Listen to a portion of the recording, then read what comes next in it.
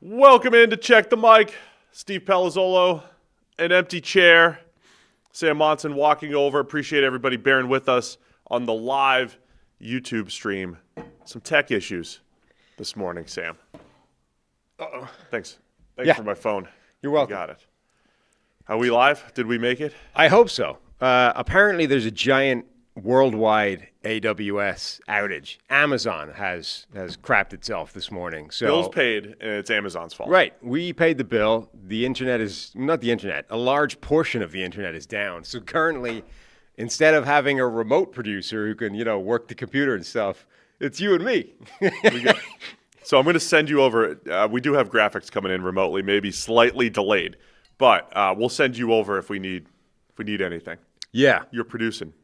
Including our video, our wall of fame at the end is going to have to be me walking over there and pressing a button, but it's great. It's beautiful. We'll so you're going to see the live shot, or the wide shot is what this podcast is going to be on for the moment. So no solo. So I can't speak to the solo shot. I got to speak. Well, you could, but in order to do that, I would have to walk over to the computer and press a button and come back, and that doesn't feel worth it. Why don't you do it? We should have. We should be able to produce it right from here. I mean, for the future. Technically, if the cable would stretch this far, you could drag the keyboard over here and be able to do it ourselves. We could get the little. We could get the keyboard, just another monitor to work. Well, we'll get there. We'll get there. Anyway, appreciate everybody, your patience for being here. It's our Week 7 review from the Antonio Cromartie studio and partnered with Huggies, and all brought to you by FanDuel. Monster show here today. Mm-hmm. Started late. You ready to get into it? Yeah. Let's go. I don't even have my documents ahead of me. I'm just it's chaos. Complete. I mean, we're trying to get everything sorted. AWS has thrown the world into chaos, none less than our Antonio Cromartie studio. All right, let's do this. Ready? Yeah. It all started Thursday night. Yeah, we were right. It all started here in Cincinnati, just 5 minutes down the road. You and I were here doing a live watch along for all of our members. Cincinnati Bengals got the win, 33-31 over the Pittsburgh Steelers. Bengals moved to 3-4. Steelers fall to 4-2. An elite shootout between Joe Flacco, Aaron Rodgers, back and forth game, and just a lot of implications coming out of this, especially in the AFC North. Yeah, the Geriatric Bowl.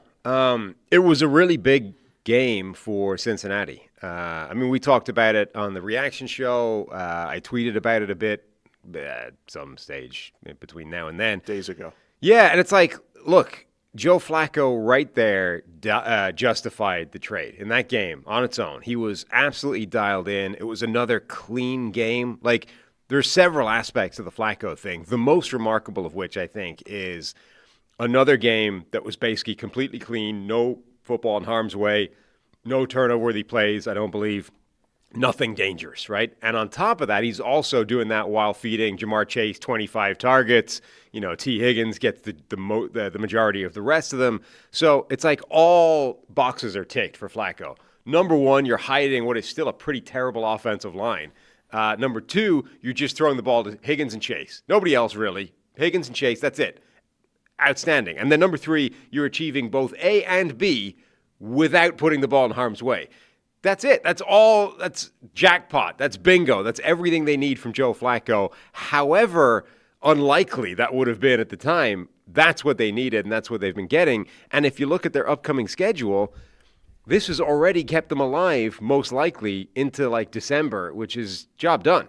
Right. The Bengals move to 3-4. They have the Jets next week, so, pretty good opportunity to get back to 4-4 and get this season back on track.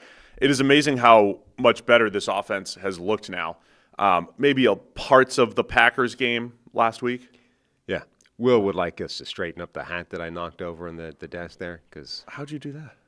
I fired you your phone. Oh, on the phone? I didn't even notice that. I just set it back up. I don't know as long as we're doing this ourselves, let's try and be professional. We'll try to be professional. Yeah, I had to move it. I don't think it's centered anymore because we had to move it for the Justin Pugh interview. We're in an absolute mess. I know. Just bear with us today. I can't believe, and I'm going to drink my coffee on camera now. We usually do it when we cut to the solo show. Do we?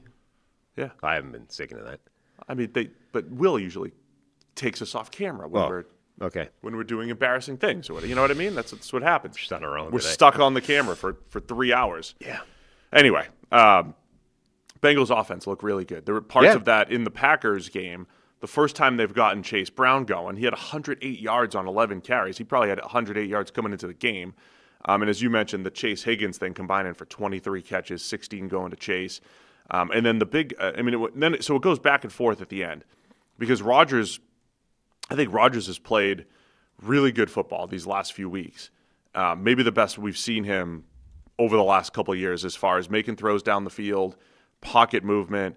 There was one incredible interception by DJ Turner early, which wasn't a bad throw. There was one that he floated in there that was picked off. So he had 2 picks, but Rodgers had 4 touchdowns. Yeah, that was a bad throw. So one pick, not really his fault. Other pick, definitely his fault. And then what was supposed to be the go-ahead touchdown, the Steelers had, I think, a bit of a phantom holding call to make it 1st and 20 or 2nd and 20, whatever it was. Rodgers sidesteps pressure on the next play. He's not done much of that the last couple of years. No, he did a lot more of that in this game. Yeah, like his mobility looks better, I think, these last couple of weeks. And then he fires a laser to Pat Freiermuth for a 68-yard touchdown. It's like, all right, Rodgers making this fourth quarter comeback again. But then the Bengals come back to get in position for the game-winning field goal. I want to talk about that T. Higgins play because we have more information on that as well. But I thought Rodgers looked good, and it really was both quarterbacks playing well and playing in this shootout type of environment. Yeah, he did. Rodgers looked really good, made a bunch of really big plays, made a bunch of plays like you're talking about where he moved in the pocket, slid in one direction or the other, either reset the leverage of his offensive lineman or simply avoided the pressure that he was surrendering in the first place. Like he did it 2 or 3 times in the game where Broderick Jones is giving up inside pressure and Rodgers just skips outside and suddenly he's fixed Broderick Jones, right? Jones goes inside with the guy, just about stays engaged, and Rodgers is able to slide back to the point where Jones is able to continue the block on the inside. So he did that a bunch. That's been one of the strengths of his career. And then the other thing with Rodgers that we have to bring up at the end is with the Hail Mary, the longest pass in the NFL since like at least 2017.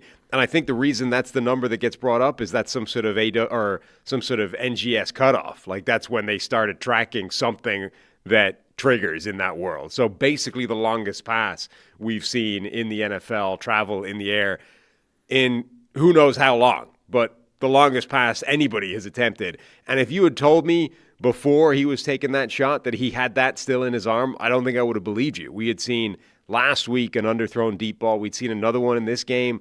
The interception, I think, was way off target, whether or not it was underthrown. I didn't really feel like he still had the 100% 70-yard air throw in him. And as I said on the review show, I mean, we were like, well, the quarterback does it again when he hits a Hail Mary. Like, this is more impressive than the actual Hail Marys, which, the results are I didn't think there was any chance lucky. He was getting it to the goal line. It would have had us questioning the Bengals' strategy. They had 20 seconds, whatever it was, and kicked it to the end zone for a touchback, and then the Steelers had a quick out that set things up and set up that final Hail Mary. The play I wanted to talk about, though, the Bengals were down 1, driving and they get into field goal range. Flacco throws a deep ball to T. Higgins. Higgins makes the catch, goes down at the 5. And that ends up becoming the play of the game because it happened with just under 2 minutes left. And everybody's always asking, should he have scored? What was the play? So it was 1:47 left, 2nd and 8 from the Pittsburgh 35. So you're already in long field goal range. 28-yarder up the sideline to T. Higgins. He goes down at the 5. And the thing that makes this work is the fact that the Steelers only had 2 timeouts left. So with 2 timeouts left, it's first down. The Steelers use a timeout. And then the Bengals start taking a knee, trying to run a little bit of clock because they're trying to run out as much clock as possible for the game-ending field goal. Mm-hmm. And had they had 3 timeouts left, he should be scoring a touchdown. It was that fine of a line. And I was curious about, who's coming up with this. Is this T. Higgins on his own? Is this Zach Taylor telling him? Is this somebody on the sideline? It came out later. Zach Taylor said it was Sam Francis, who runs the analytics department, a very small analytics department for the Bengals. But Sam Francis, who is the analytics department, he's got a little help now. He's got a couple friends over there now, but not many. Apparently alerted everybody in the sideline. If you have green grass, you go down because of the 2 timeouts. So this exact situation, and so kudos to the Bengals and the football information department, as some teams call it. That's what won them the game. So I said Rodgers had 20 seconds. The field goal was kicked with 11 seconds left. Right. So they got as close as they could to walk off, finish the game field goal.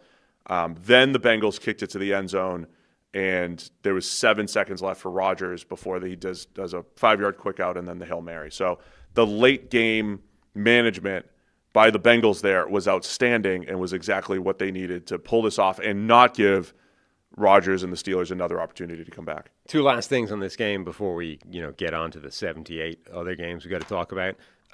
The most important thing to come from this game is that Andrew Filippone, Steelers beat writer, is going to have to pierce his nipples because he was so convinced that the Steelers would win this game. He said that if the Bengals somehow won the game, he would have his nipples pierced without any anesthetic, and has subsequently come out and said that this will be happening in some way or shape or form. I didn't watch the show to find out what the terms and conditions were, but he assures us he's not going to welsh on the bet. Something along these lines is going to happen. The pony's nipples are on the way. It was a great storyline for us. Again, we had a members-only watch-along. It was free for a little bit, and then our memberships are just above and beyond, extra special time hanging out with us. It was a great storyline to follow throughout this thing as he was guaranteeing. Right. The next day, I mean, she doesn't care about football, but the next day my wife Laura was like, doesn't that mean that some guy's got to get his nipples pierced? I was like, yes, it does. Yes, it does. Yeah. The pony's nipples are on the way. Just glad our wives were like engaged in this whole storyline with Pony. So yeah, I'll talk to him on Thursday. Yeah. On the Fan. He said on his own show he was announcing exactly what form this would take and what the T's and C's would be. I didn't watch that, so I don't exactly know. But the point is, people were like, there's no way he's doing that. Sounds like he will be. Oh, no. He's got to do it. By the way, you talk the importance of this game. The Steelers came in at 4-1. They're now 4-2. They've got the Packers, Colts, Chargers the next few weeks, and they play the Bengals again. Yeah. Those are their next 4 weeks. The Packers, of course, we'll talk about that a ton this week. The Aaron Rodgers, revenge game, we'll say, against the Packers. And then, the Bengals have the Jets next week, like a golden opportunity to shorten things up in the AFC North. That's why this Joe Flacco thing has been proved worth it already, because right now you've got the Jets. You would assume they win that game. You've got the Bears. Okay, that's not a gimme. And then the Steelers again. So if the Bengals are able to go, if they're able to win those 3 games, let's say, even if they were able to win 2 of them, suddenly you're extending how long this team is definitely going to be alive for deep into the season. Now, the schedule gets a lot tougher after that. You get the Patriots, you get the Ravens, who knows what shape they'll be in at that point, Buffalo, and then the Ravens again. So, that might be the end of it, depending on how things shake out. But the whole point of Joe Flacco was to just keep the season alive long enough that Joe Burrow's potential return is realistic, and his return is to a team that's still alive, right? That's possible now in a way that it didn't look like it was before this game. And that's like the Flacco conversation. I was completely wrong. I thought it was ridiculous to trade anything for Joe Flacco, given what we've seen from him at this point in his career. Again, already proven that it was justified. Now, this may be a 99th percentile range of outcomes for Joe Flacco. I don't know that there is any evidence in the last 5 years of his career that this was on the cards, but a 1% outcome is still a possibility, and not a tremendously unlikely one in the grand scheme of things. I mean, you play the lottery with 1 in 158 million or whatever the odds of that are. 1 in 100 it's easy to hit, right? So this, I think, just is more evidence of never be declarative. Never say never, right? In the NFL, you know better than that. I know better than that. And I should have been less declarative. I didn't know that you realized that you were even that declarative. I just brush off your Flacco takes at this point, I think. Last thing, I know we don't want to spend all day on this, but the Steelers' perspective, Mike Tomlin, it is amazing how consistent he is, both good and bad. Not winning on Thursday nights. I know this whole division, the road team never wins on Thursday night in the AFC North, but he's the Steelers themselves are 0-8. 0-7. Oh, yeah, 0-7, then... Was this the 0-8? I think they're 0-8 on the road on Thursday night. And then the division itself is 0-10 on Thursday night games in the last 10 games. It's bizarre. And the other consistent part, and part of the reason why maybe he was afraid of Joe Flacco, is he doesn't change his defense a whole lot, right? They were not like right. They did throw different corners at Jamar Chase. It is remarkable. He was open the entire game. I mean, there's that tweet. Was it Trey Essex that had that tweet? Whoever it was like, I cannot fathom a guy being this open on their 23rd target in the game when they completely blew coverage and Jamar Chase on the shallow crossing route. Patrick Queen jumps out to a guy already covered. It's 2-on-1 and nobody picks up Chase. The fact that they spent the entire game not doubling Jamar Chase in any way, shape, or form. I know Tomlin came out and said, we did double him sometimes. Not really. The fact that they did that in this type of game. I mean, this was whatever about coming into the game. At some point, fairly early on, it was clear that the game plan here is first read is Jamar Chase. If for some reason he's not open, we might think about going to T. Higgins. And you just spent the entire game going, whatever. Whoever he lines up against is cool with us. That's kind of coaching negligence. If you want more on this game, we spent almost 30 minutes reviewing it on Thursday night. We touched on a lot of the same stuff, but there was a lot to unpack in this one. We do have many other games to get to. So let's go to London. Yesterday morning, Los Angeles Rams 35-7 over the Jags. Rams moved to 5-2. Jags fall to 4-3. Second straight loss for them. Pretty dominant performance here for the Rams. Mm-hmm. And it started early. They were going for it on fourth down, converting those fourth downs. And that was not the difference in the game, but that was a big difference in the game, converting early on, not settling for field goals. Matthew Stafford with 5 touchdown passes on just 182 passing yards. Yeah, they went for 4th and 3 in the opening drive. Could have been a very different game, I guess, if they didn't get that. Wet conditions, very London, right? Like very London. That's what I thought we were going to see from Ireland and England the last couple days. Yeah, miserable looking. Everyone on the sideline in their Rams, rain jackets and stuff. It's just the most London-looking game you're going to find. The Rams went out there and absolutely really took it to Jacksonville. Was this back-to-back games where Lawrence is sacked 7 times? It was 6 or 7 last week against Seattle. Yeah. 7 this week. Right. And that was, one of the questions coming into this game is, look, that was alarming from a Jacksonville perspective.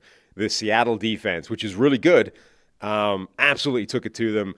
You watch the sort of reel of the sacks. It's not like any one thing. It was a variety of different things. All of them caused them problems. And you're like, okay, the Rams have a different defense, but they can do all of the same things that caused problems a week ago. Can Jacksonville show that was just a one-off? Generally, this offensive line is not that bad.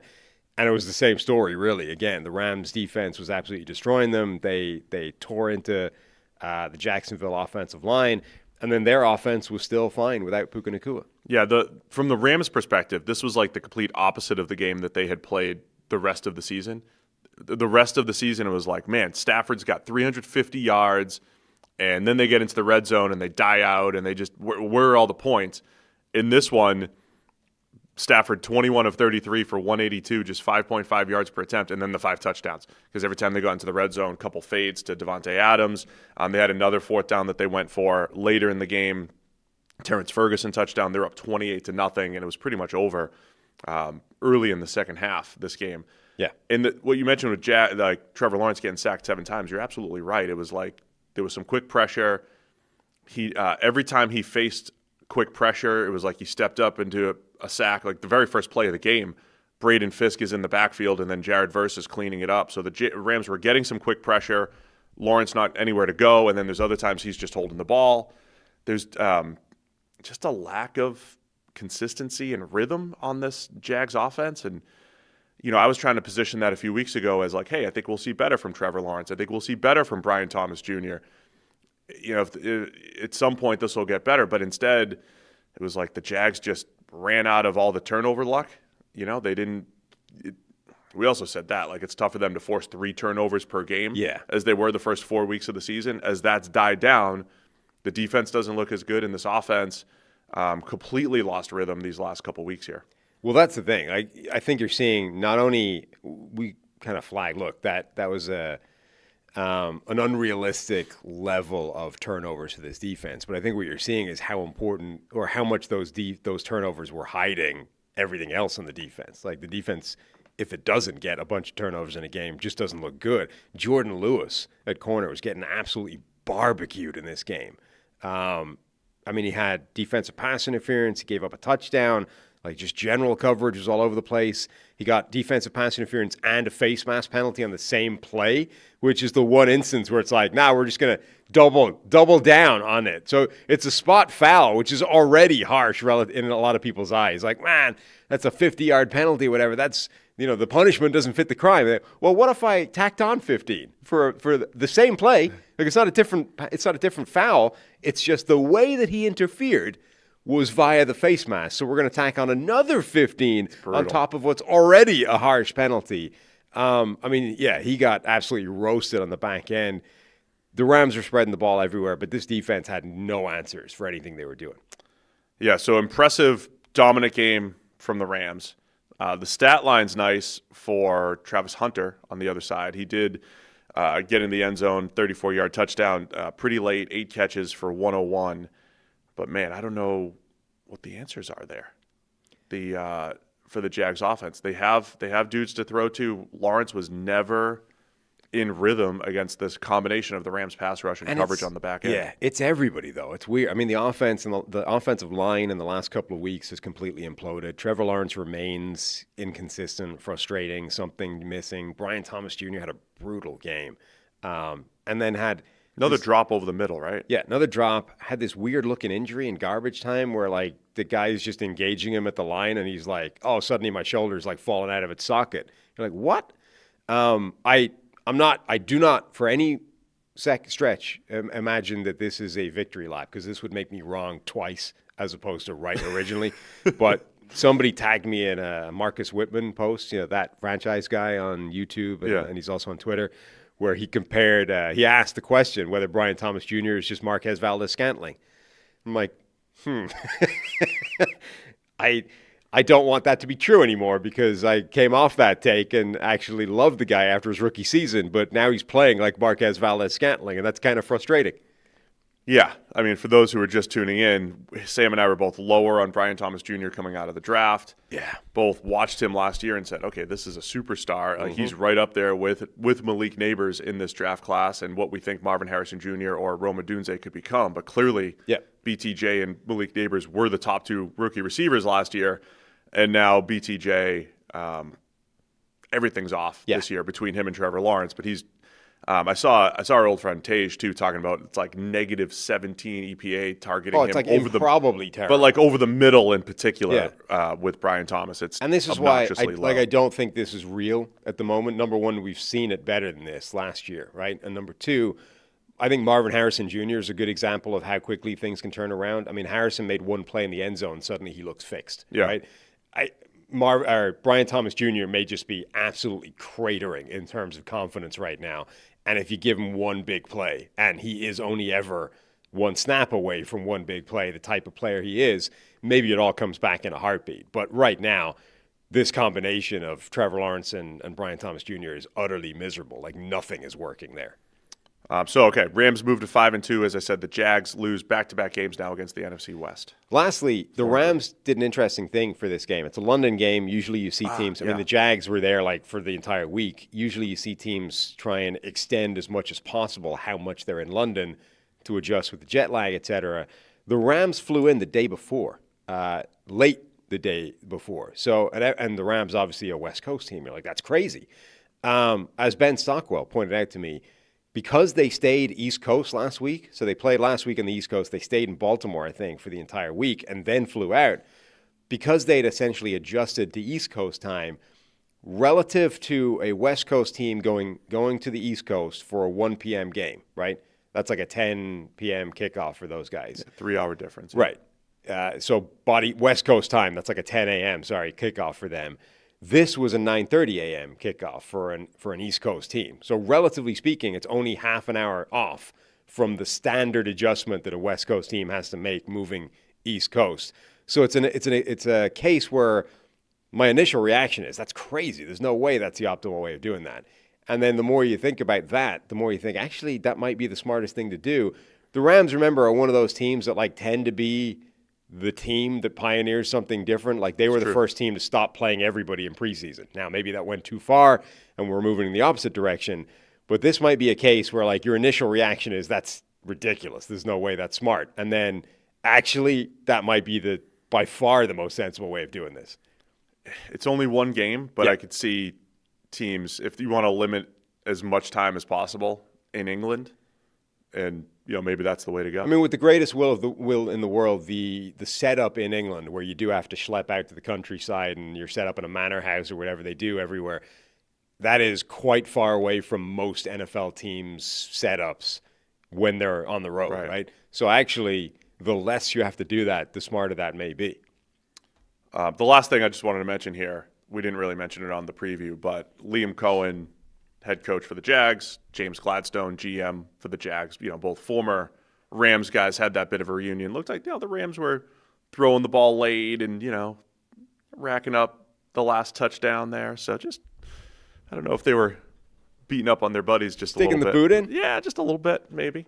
How dare that doesn't happen in the NFL. There's none of this running it up, but emphatic win for the Rams, 35-7. All right, let's get to Sunday. So producer Will, he's a Bears fan. He sets the rundown. He sets the order. He's like, we got to start with the Bears. Got it. He said, we got to start with the 4-2 Bears. That's what the list says. Bears 26, Saints 14. Bears move to 4-2 for the second straight year. Saints fall to 1-6. Caleb Williams versus Spencer Rattler started out early with a turnover. Rattler, the worst game he's played by far. Bears were coming after him. Dennis Allen coming after him. Speaking of revenge games. Sacked him 4 times, picked him off 3 times as well. This was, maybe this was an angle that we didn't focus on at all, let alone enough before the game. The Dennis Allen revenge game, the team that once got rid of him. Dennis Allen turned into Buddy Ryan and had Spencer Rattler in all kinds of hell in this game. I mean, they were sending all sorts of blitzes. The coverages were everywhere. I mean, Rattler was getting buried. It looked awful. I mean, early in the game, it's like he's got no shot. The Saints, we've been talking about the supporting cast around him. The receivers are good. The offensive line, not so much. I mean, the Bears defense was just tearing into Rattler. There was one sequence where they had a sack from a slot blitz with Kyler Gordon, a sack from Jaquan Brisker right after it. They had another play with a DB getting in there as well in that sequence. Just absolute nightmare for Rattler. And I don't even think he played that badly, but he was just getting buried. Brisker wrecked Alvin Kamara on that one where he got in there for the sack. Yeah, I mean, Rattler had some questionable ones. He had the 3 interceptions, left one behind that Nashawn Wright made a nice interception in return on.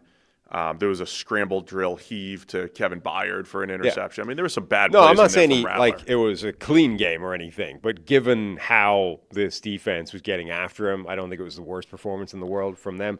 New Orleans started with a fumble, a punt, a missed field goal, and then an interception. That was the sequence to start the game for them. They were 20-0 down before he got that 50-yard bomb to Chris Olave and start dragging them back into it. Yeah, it was 20-0, and those big plays, 57-yarder to Olave, 2 touchdowns to Olave. I mean, he did a couple nice throws to Olave, and Olave was awesome in this game.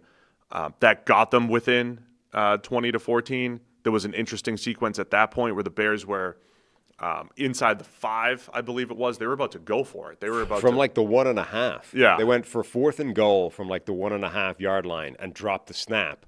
Only be in the sequence of dropping the snap. For some reason, all game they were having this weird screw up between center and Caleb Williams of not being able to snap the ball properly. At one point in the game, the center snapped the ball to himself. It was early or something. Caleb Williams wasn't ready for it. It jammed his hand. And normally when that happens, the ball's on the ground, fumble, this time, the center didn't let go of the ball. So he snapped it, jammed Caleb Williams' hand. Caleb pulls out without the ball. He's my hand. And the center just keeps it and turns around. It's what? And is standing there with the ball in his hand. The play ends up going getting dead. That's, I'm pretty sure, not legal. But anyway, in this one, he snaps the ball. They don't get it. It's early or whatever. Ball's on the ground. But in whatever he was doing, he double clutched the ball, right? Which is probably why it got dropped, right? So it's a false start. So instead of screwing up the 4th and goal attempt and ball on the ground, turnover on downs, the Bears are saved by their own false start penalty and are able to kick the field goal. So it's a 3-point positive swing by having a penalty on the play. All the analysis that we do, Sam, and so much of the game, I'm not saying the Rams only won because of a couple fourth downs, but that they are just such massive swings They're turnovers. in the game. I mean, yeah, that's the one area where, is it Josh Norris that wants that? The turnovers on downs folded into turnovers. And I mean, it's the same play in terms of magnitude on the game. Like the turnover differential is everything when it comes to football. The more times you possess the football, the better, and the fewer times the opponent does. So if you're able to manufacture extra drives by however it comes, whether it's an interception, whether it's a fumble, or whether it's simply they went for it on fourth down and didn't get it, it's the same play. And this one is, had the Saints been able to make a stop here, it's still a one-score game. Instead, I think the Bears were bailed out a little bit to get up 9, make it 23-14. So they did settle for the field goal. Of course, they put up another field goal to go up 12, and there wasn't really much that the Saints could do coming back anyway. Again, I think Rattler putting the ball in harm's way, and they hit a couple big throws, but they were slowed down by the Bears defense. The Bears defense getting into the backfield with Rattler. This felt like a line of scrimmage game for the Bears. They were physical up front, offensive line-wise. They had a really good 1-2 punch with DeAndre Swift and Kyle Monangai running the ball. I mean, if you just looked at the box score and replaced the names for the Bears with Jahmyr Gibbs and David Montgomery, and you said, and it was, Swift had 19 for 124 and a touchdown, and Monangai had 13 for 81 with a touchdown. They did a really nice job stopping the run. They had the turnovers and the negative plays for the Saints offense. This felt like a line of scrimmage type of game for the Bears, and then a running attack that resembled what Ben Johnson had with the Lions, because you didn't have much from Caleb Williams, 15 of 26 for 172 and a pick. You didn't, a couple big plays in there, but from a run game and defense perspective, felt like what Ben Johnson wanted to do offensively, plus a really nice defensive performance for the Bears. Yeah, the offense was cooking. The run game was fantastic. Those two looked, DeAndre Swift has been running really well the last couple of weeks. He has. And I've not been a huge DeAndre Swift fan for the majority of his career, but he's got athletic talent. And if he gets his head on straight, and if his vision improves and or the blocking and assignments improve to the point where he can just run where he's told and it works, he's definitely got the ability to put up significant numbers. One play I think that really typified just how good this defensive performance was from Chicago was the last interception from Spencer Rattler. Yeah. They were going for it on 4th and short. I think they ran sprint right option, the play that you hate, and the Bears had all of it covered. Right, so there's like 3 options there. There's the shallow, there's the deep, all running to the right, and then if neither of those are on, there should be a guy coming from the backside of the formation. You delay a little bit, and it's a bit of a more dangerous pass, but that's why it's 3rd in the read, right? The Bears had everything shut down, and Spencer Rattler pulls up, tries to get it to the tighter window guy in the middle, and it's deflected and it ends up as an interception. It was really a laser that he threw off of TJ Edwards' face. And it's like, look, yes, that's not a good pass by Spencer Rattler. It's a bad interception. It is, however, forced by the fact that the Bears had everything on this play absolutely blanket covered, and he literally had nowhere to go with the ball. That's the kind of picture that Rattler was working with for the majority of yesterday. No, I don't like sprint right option. You hate it. Unless if there's a play fake with it, but that's not sprint right option. I like boot with misdirection. I don't like sprint. I don't like the sprint out. Yeah, it might not. I might be making that part up, but it was that type of play. Yeah. Anyway, that was pretty good performance by the Bears. They're 4-2, and so Bears fans, just the last time they were 4-2, they didn't win a game till week 18. Wow, why'd you have to bring that up? I'm just saying be excited, Bears. Sorry, be excited, Bears fans.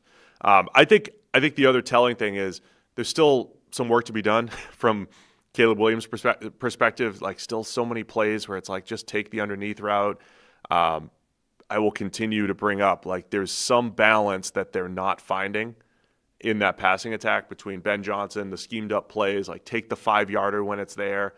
And then there's other plays where he had that scramble drill, dump off to DeAndre Swift, which was great. There's some level of balance that they're still trying to achieve there that isn't completely there. Balance in between Caleb Williams making out of structure plays and then playing within structure that I think they're looking for. But I love the way both lines played. the way the defense played and the way the run game looked for the Bears in this one. Mm-hmm. All right, let's go to Cleveland Browns 31, Miami Dolphins 6. Browns moved to 2-5. Dolphins fall to 1-6. Bit of a weather game here, windy and cold. How bad did it get officially, the weather in this game?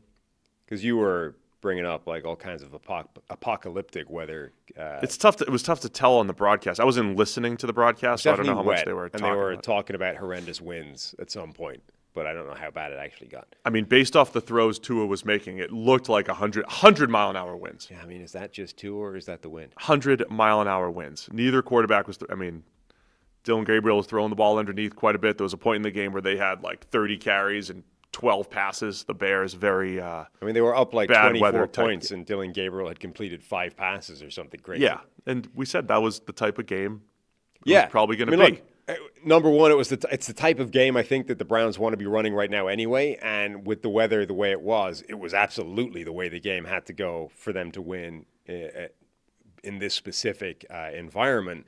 And right away it became clear that they were going to have success. Miami's defense, particularly against the run, it's been embarrassingly bad this season.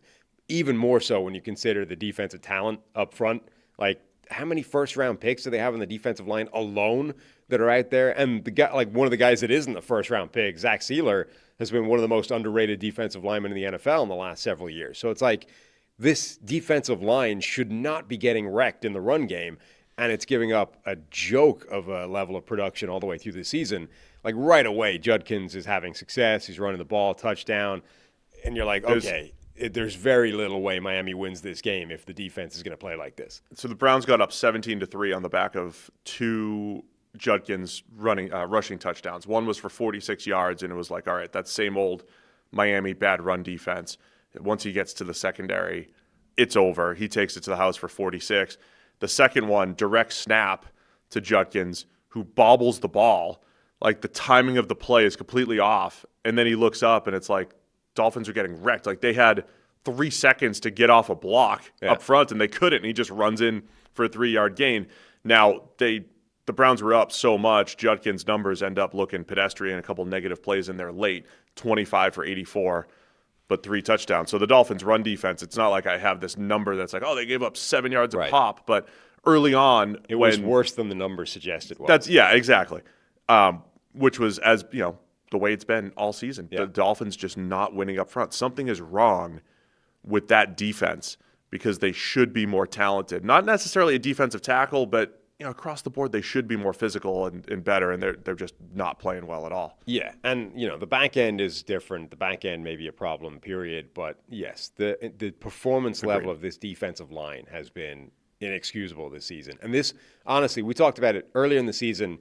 This was the type of game that I thought was possible when they played Buffalo. Remember when you're like, that could go south in a hurry. Yeah. And if it does, that might be the type of game that gets people fired. And actually, they played really tough against Buffalo. And even if they lost the game, they showed they are still fighting and trying to make things work. This game was that type of capitulation where it was miserable. The only guy to emerge from this game with any kind of credit, I think, for Miami is Devon Achane again, who looks... I mean, he's fantastic. He's dynamic. He's explosive. Tua was utterly awful and had one of those games where, he understands things are going badly and the only way back is for him to start making some plays. And his response to that was to start just throwing the ball to Cleveland defenders. The first interception, was it the first interception, the pick six, where it was like a little bit high and it's deflected and it's taken back? It's not good, but it's, unlucky a bit. It shouldn't have been a pick six, but he flutters one. I mean, it's another one I kept thinking, it looks like his arm's getting hit when he's throwing. But that's like within the realms of, those types of throws happen. The next two were just like, what are you even looking at? Like, like thrown right to the defense. Yeah, this is one of them in particular was like he's under pressure, and it's just like, I don't even care where the ball's going. I'm just throwing it from the end zone. He threw it right.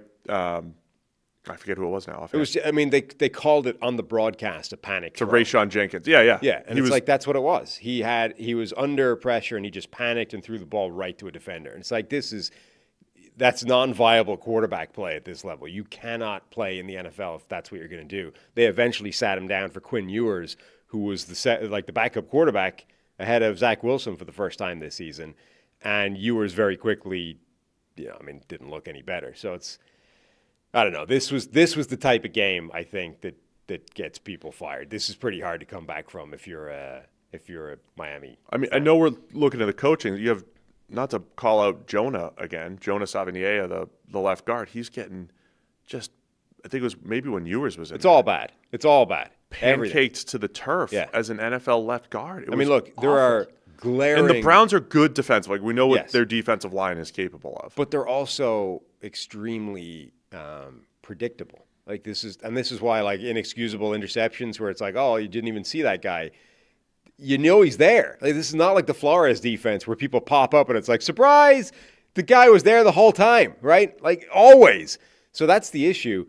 Everything is bad in Miami. Look, there are glaring holes in this roster where you're like, how am I supposed to get anything done with this group of personnel? The coaching looks like a problem. The quarterback is definitely a problem. The coach is now throwing the quarterback under the bus. I mean, it's all bad. Mike McDaniel's out here saying, look, I'm going to reassess everybody. And he said something like, he didn't mention him by name, but this seemed pretty clear it was a Tua answer. He's like, if you are consistently negatively affecting the team, then I'm going to have to assess different players. I mean, that sounds like a Tua thing to me. You think so? Yes. Maybe. I mean, I want to know who else. I mean, it's everybody else in the roster as well, but it's the quarterback too. Like, you are consistently putting this team in a negative situation when you have interceptions like that, which have been coming for quite a while. Let's save some of the Dolphins conversation. We've spent a lot of the last couple of weeks talking because that's what's top of mind for me. I want to give proper credit to the Browns and everything, but I will say just to ramp up the Miami thing, they go to, is it Madrid that their game is? They have an international game coming up in the next week or two. I'm guessing you don't want to fire the head coach before a weird international logistics trip. I don't know. Maybe I'm wrong on that, but it feels I don't think it matters. It feels like I don't want an interim head coach running that week. So maybe are they playing the Falcons? I can't remember if they're Germany or Spain, but they're going abroad in one of the next couple of weeks. I would assume you keep the guy in charge just to get through that, and then maybe you fire. Oof, they've got a Thursday night game. No, they're at Atlanta, and then a Thursday night game against the Ravens. That can't be the trip then. Oh, they have the Commanders November 16th. They've got 3 weeks to make a coaching change before they go international. Right. Don't worry. They might be. That might be Madrid. Yeah. But they have a stretch right now. They're at Atlanta and then come back for a quick Thursday night game at home against the Ravens. I feel like I want to save the Miami conversation because I feel like we might be talking about them on Wednesday if there is a coaching change this week. We'll see what happens. But I saw your tweet that's like, we are 2 years and 3 weeks removed from them dropping 70 on the Broncos. Yeah, it's amazing how recent in history that is, that they hung 70 points on Denver, which was only not an all-time record because they pulled the final punch and didn't kick a field goal because that would have been disrespectful. This team that was legitimately unstoppable a couple of years ago the defense right now is a legitimate embarrassment. Let me have I will continue the conversation for a minute. This is the worst I've seen Tua play, and I said that in week 1. This was the worst I've seen Tua play since his rookie season. He started slow his rookie season. There were elements of Tua's career where he did seem to elevate the team relative to the other quarterbacks who were out there. Yeah. And then when McDaniel showed up, it was like, all right, if Tua's going to have success in the NFL, this is the scheme. This is the system. He's quick-minded. He gets rid of the ball. He's never had a good offensive line, but he's mitigated it with his quick release. Yeah, you gave him those playmakers, and he doesn't have great arm strength, but he could throw it early and get it out there to Tyreek Hill and Jalen Waddle and make it work. And now that system, it's not working for them. It was more uneven last year as well. And so, like, where do you go from here if you're going to have a new coach or a new GM or whatever? Where do you go with Tua? Because I think he's in the best scheme for him. Yeah. He's in the best system for him.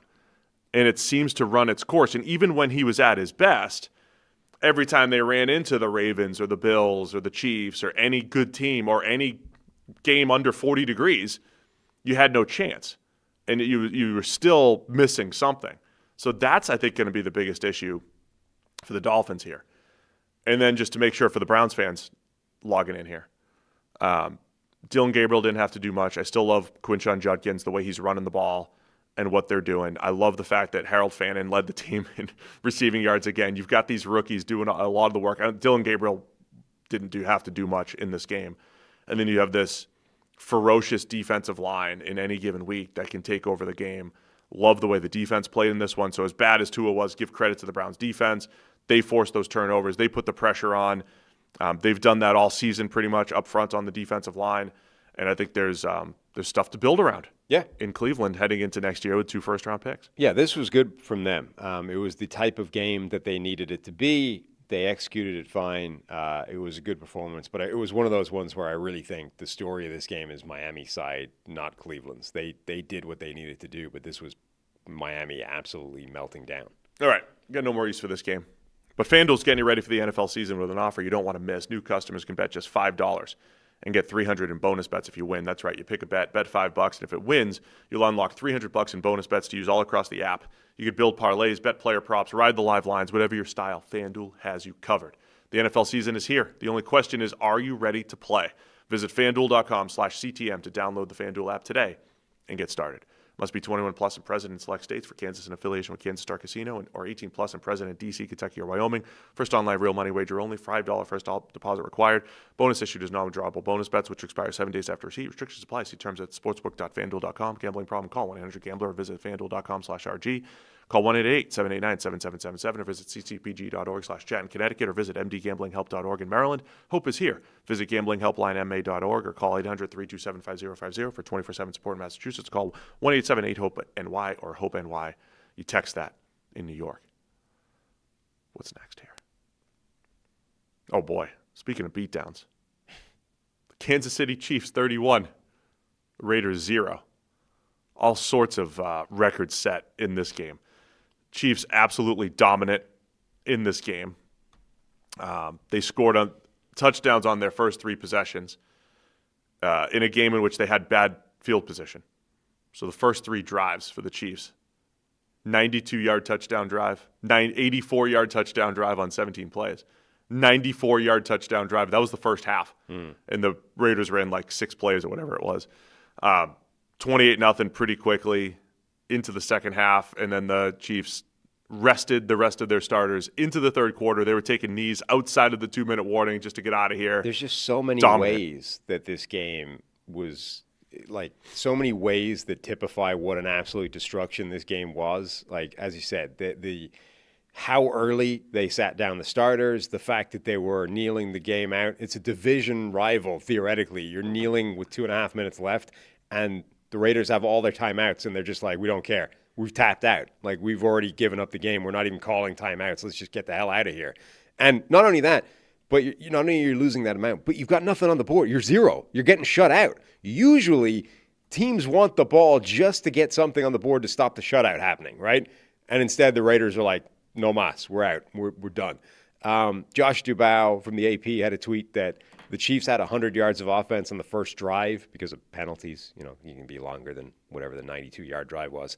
The Raiders had 95 yards of offense in the entire game. Just everything. At one point, the Raiders had 12 guys on the field and still gave up a 7-yard rushing touchdown where Pacheco wasn't touched until the goal line, right? That's the type of day that this was. You can have an extra man, and you're still not even getting him, touching him until he's 7 yards deep scoring a touchdown. Josh Dubow had another tweet at some point. Josh had some good ones for this one. The Raiders ran 30 plays. That's the lowest number of 30 plays, right? We see box scores. Sometimes a running back gets 30 carries. Right. Quarterbacks throw 30. Mahomes had 30 passes almost at halftime. 30 plays total for the Raiders. That's the lowest number since the 1999 Browns. That's when they returned. The expansion Browns in their first game in which they lost 43-0 to the Steelers, week 1 of 1999. So 30 total plays for the Raiders. They had 3 first downs. That was the lowest total since, forever. One of which came through penalty. Yeah. The Chiefs had 10 times more first downs than the Raiders. 30-3. And they took Mahomes and the starters out before the fourth quarter. The The one of the games that comes to mind, it was way worse on the scoreboard. Remember 2011? It was when the Colts they lost Peyton, Orlovsky, and Painter. Yeah, the Curtis Painter year. When they played against the Saints on Sunday Night Football. I think that was the biggest beatdown I think I've ever seen. This was up there, though. Yeah, I mean, look, I'm not for a second going to say that this game was going to go any way other than Chiefs absolutely stomping the Raiders. However, it's kind of amazing that the Raiders got out of this game without getting a couple of turnovers from the Chiefs, because early in the game, the Raiders got Mahomes with like a zone blitz in the defensive line, and the defensive lineman, I forget who it was, just dropped the ball, right? It's like that. You need that. You can't. I mean, it was only 14-0. It could have at least given them some hope for a while. Yeah, you're already 2 scores down. You're already in a hole. It's probably only going to go that way. But you have to have the free turnover that you're going to get. Like you literally dialed up a scheme. It got him. Mahomes was suckered in. He didn't see the guy. He threw the ball right to him, and he dropped the ball. They had a deflected pass right after that for a touchdown, or a first down rather as well. Like that could have been picked off. There were 2 there was fumbles a fumble. on them. There was a fumble that went like right to another Chief. Yeah, like he had a fumble, a forced fumble on Hollywood Brown, bounces right back to Xavier Worthy. It's like every single time the Raiders had something where they could have gotten a turnover, no, they're not getting it. So it's like, preface this on both ends. We're not saying the outcome of the game would have changed. Right. The Chiefs dominated this game, and there was probably like 4 plays that also went their way. Yeah, but how many positively times that could have given, how many times do we say little more hope in games, like, in games during the course of a week, like one team was dramatically better than the other. However, 3 or 4 ridiculous plays bounced the other way, and so suddenly it's a tight game. Again, even before any of this started, the Chiefs are up 2 scores, so it probably was never going that way. But there were 3 or 4 plays in this game that, had they bounced the Raiders' way, would have gone a long way towards swinging things back in their direction, and none of them did.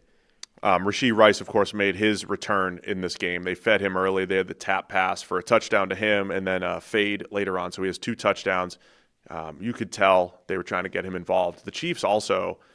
So first off, the offense is absolutely cooking. Yeah. When they're getting the ball to those playmakers, right? Tyquan Thornton got behind the defense for one. Xavier Worthy got his and had a big play on one of those end arounds. Travis Kelce, Rashee Rice, they are so tough to stop because now they have, as we said, with Rashee Rice back, every level can be attacked. Every level of the defense. Mahomes running the show, playing well overall outside of a couple passes, and the run game as well. Pacheco running harder. They got Brashard Smith involved a little bit more in this one. Everything looking good for the Chiefs, and then, of course, the defense looking great. And every time the Raiders had the ball, they're pretty much going 3 and out and never really had a chance in this one. Yeah, and again, when it comes to the Raiders, you have to give the context of, Geno's missing a lot of receivers, like doesn't have basically his top 2 receivers in this game. Like we've still got no Brock Bowers from that knee injury he suffered early in the season. Jacoby Myers didn't play in this game. He was a game-time decision. I think he didn't play. So, those are the 2 most important players, weapons in that passing attack, and they're not out there. Obviously, that's going to be a problem, but it was the same old story. Like, this Raiders offense has been horrendous this season. Defense, it's doing some good things schematically. The personnel is bad. And Max Crosby gets hurt. On top of it, Crosby gets hurt. Somebody takes out his knee, tight end coming across the formation, clocks him in the knee, and so suddenly your best player by a mile is not a factor in the game anymore either. So, again, it was only ever going to go in one way, but it's still pretty awful how badly it went in that direction. By the way, I wasn't laughing at Crosby getting hurt. It's everything going against the Raiders. Like, they got waxed, and they're missing a lot of their good players. Last thing I wanted to mention on this game, because there's not much else to talk about. The Chiefs seem to break out a lot of their fun plays against the Raiders. Which is another kind of like, that can't feel good if you're the Raiders. Like, you're already getting wrecked you're already getting embarrassed on the field, and then they kind of embarrass you even further with the joke plays. They did that's what I mean. Like, the Chiefs they're that good. Was it the Raiders that they broke out the ring of Rosie against? Yes, they did. Now, that was before, because I know they had that one Christmas game where the Raiders took it to the Chiefs, like one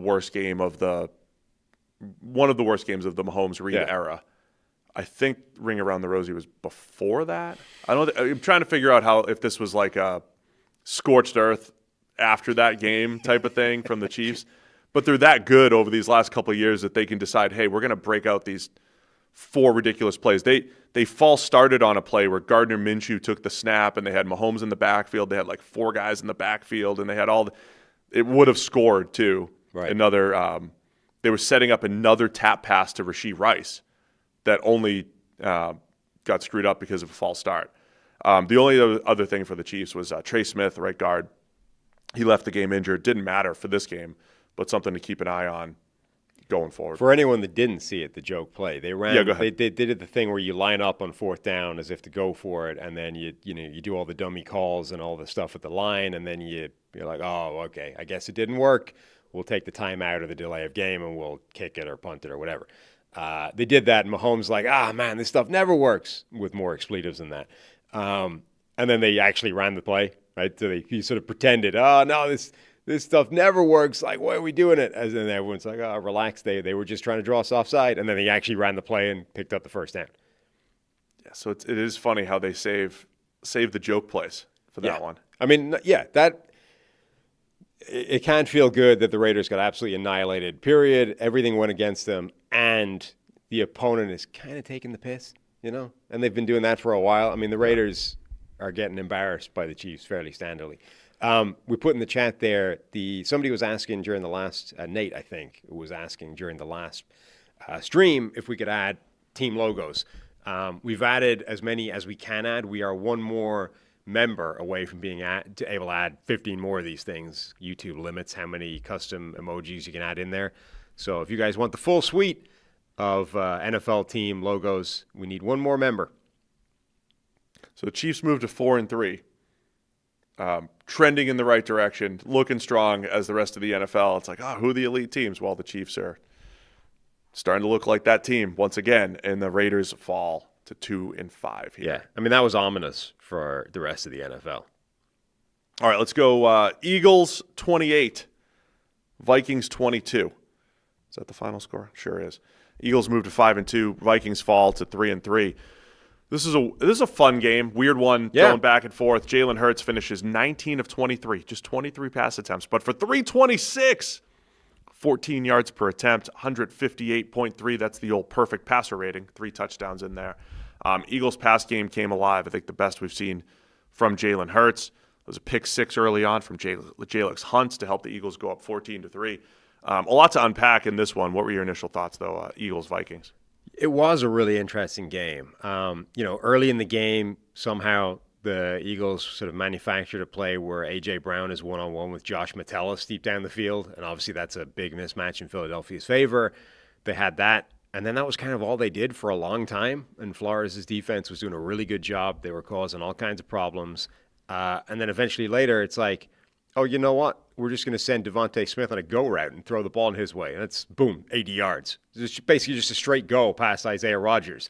And that became like the Eagles' offense in this game. They didn't really get Saquon Barkley going. They weren't exactly efficient most of the time. But every now and again, they would just go, what happens if we just fire it in the general direction of one of our elite players? And every time they did, it worked. Like late in the game, I had said, like, For as good as this Flores defense is, every now and again, you're just going to be one-on-one with Jeffrey Okudah, right? 3rd and 13 with 9 minutes left in the game, and it's really close. A.J. Brown's one-on-one with Jeffrey Okudah, first down.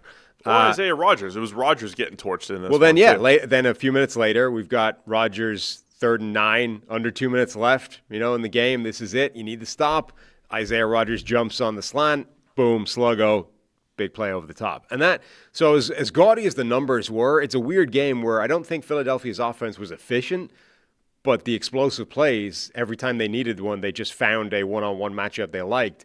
And if you're going to be critical of Flores' defense at all, and it would be, I think, reasonably harsh to be, is that sometimes they didn't pull out the disguise stuff when you needed it. Like, so the sluggo to A.J. Brown with a couple minutes left, like they basically ran just cover one and that. It's like, well, what if cover one had actually been like a rolled coverage? And so when Isaiah Rodgers jumps on the slant, there's a safety folding in behind him, and Hurts just puts the ball in the air knowing that, like, he put a lot of air under that because it's like, all I got to do, I have it.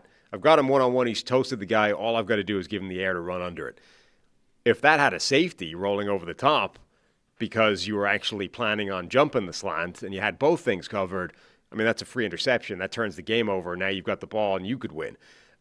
So I think there were a couple of instances where you would say Flores stayed a little too vanilla, which is not normally a criticism you would level it at him. But overall, the explosive plays came back. Even the first touchdown to A.J. Brown was 4th and 4. Yeah. So again, you go back to these 4th down decisions. Hurts had all day against a 3-man rush. Well, that one was kind of it was almost an ad-lib play. I mean, the reason Metellus was one-on-one with A.J. Brown is because that was supposed to be like the drag across the middle for the 4th and 4.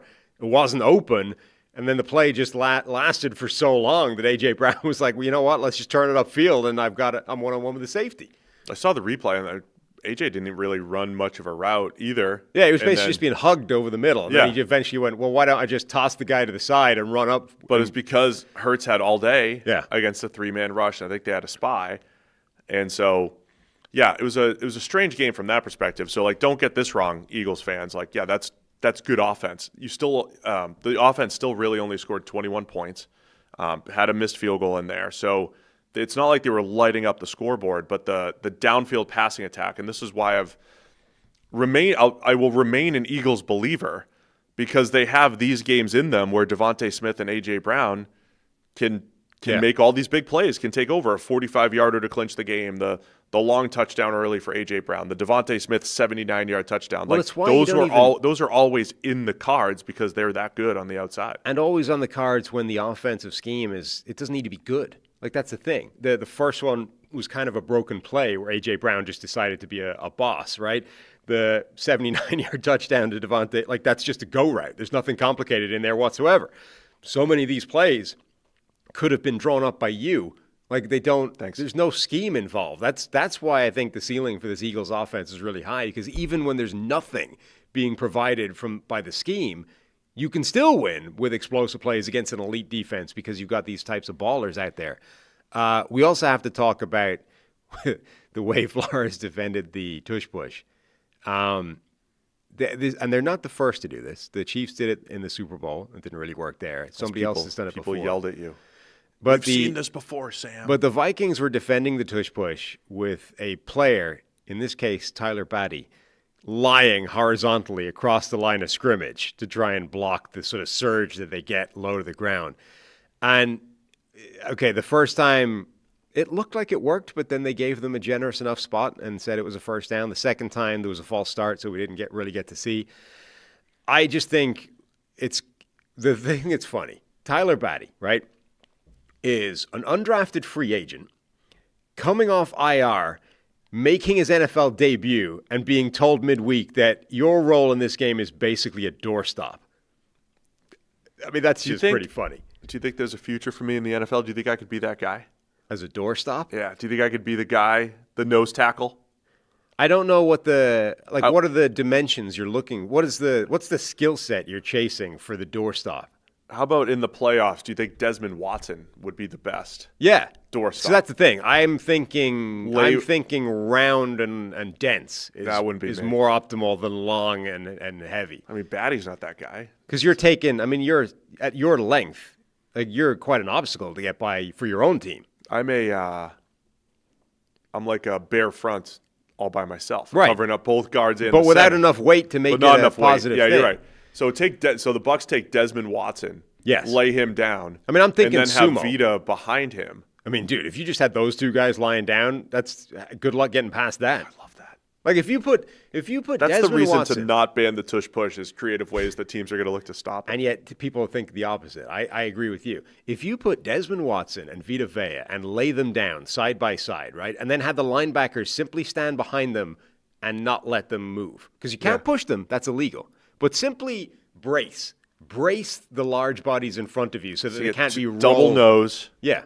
Double brace by the two backers. So they can't be pushed pushed out of the top. way. Because, at that size, they're probably going to roll if the offensive line, piles into them. So the Eagles just need, they broke out the Saquon sweep a couple weeks ago where he just walked into the end zone. Yes. They just need a couple more off-tackle type of adjustments to this. But everybody else in the defense can stack the edges. Because you only need 2, 3, 4, 5 guys to do that. Everyone else can line up on the side and mark the perimeter. Go check out Sam's Twitter. He's got I know a few people tweeted out the picture of what it looked. It's just hilarious to me that, like, can you imagine rocking up during the week? You're really excited. You're back off IR. You're an undrafted rookie. You're finally getting your chance. And they break the news to you that your role in this game is to basically be a doorstop. It was hilarious. I want to really quick. I want to hear your perspective on the Vikings and failings, in the red zone and everything. But I do want to shout out Jalen Hurts because, this wasn't necessarily like they fixed the passing map or anything like that. But this was the best he's played in a while. I mean, he hit all the deep balls. That's the he hit all right. He hit all the ones that we're calling, hey, those are low percentage shots. But he hit all those in this game. Maybe that's not sustainable. And in a variety of different ways. I mean, that last one we were talking about, where the sluggo, right? He understood that this guy is wide the hell open. I just have to put air under it. And he put a ton of air under it. And A.J. Brown is able to there. Like, he's got such a huge margin for error because of the throw that Jalen Hurts makes. And he had to work that out on the fly, live, real time.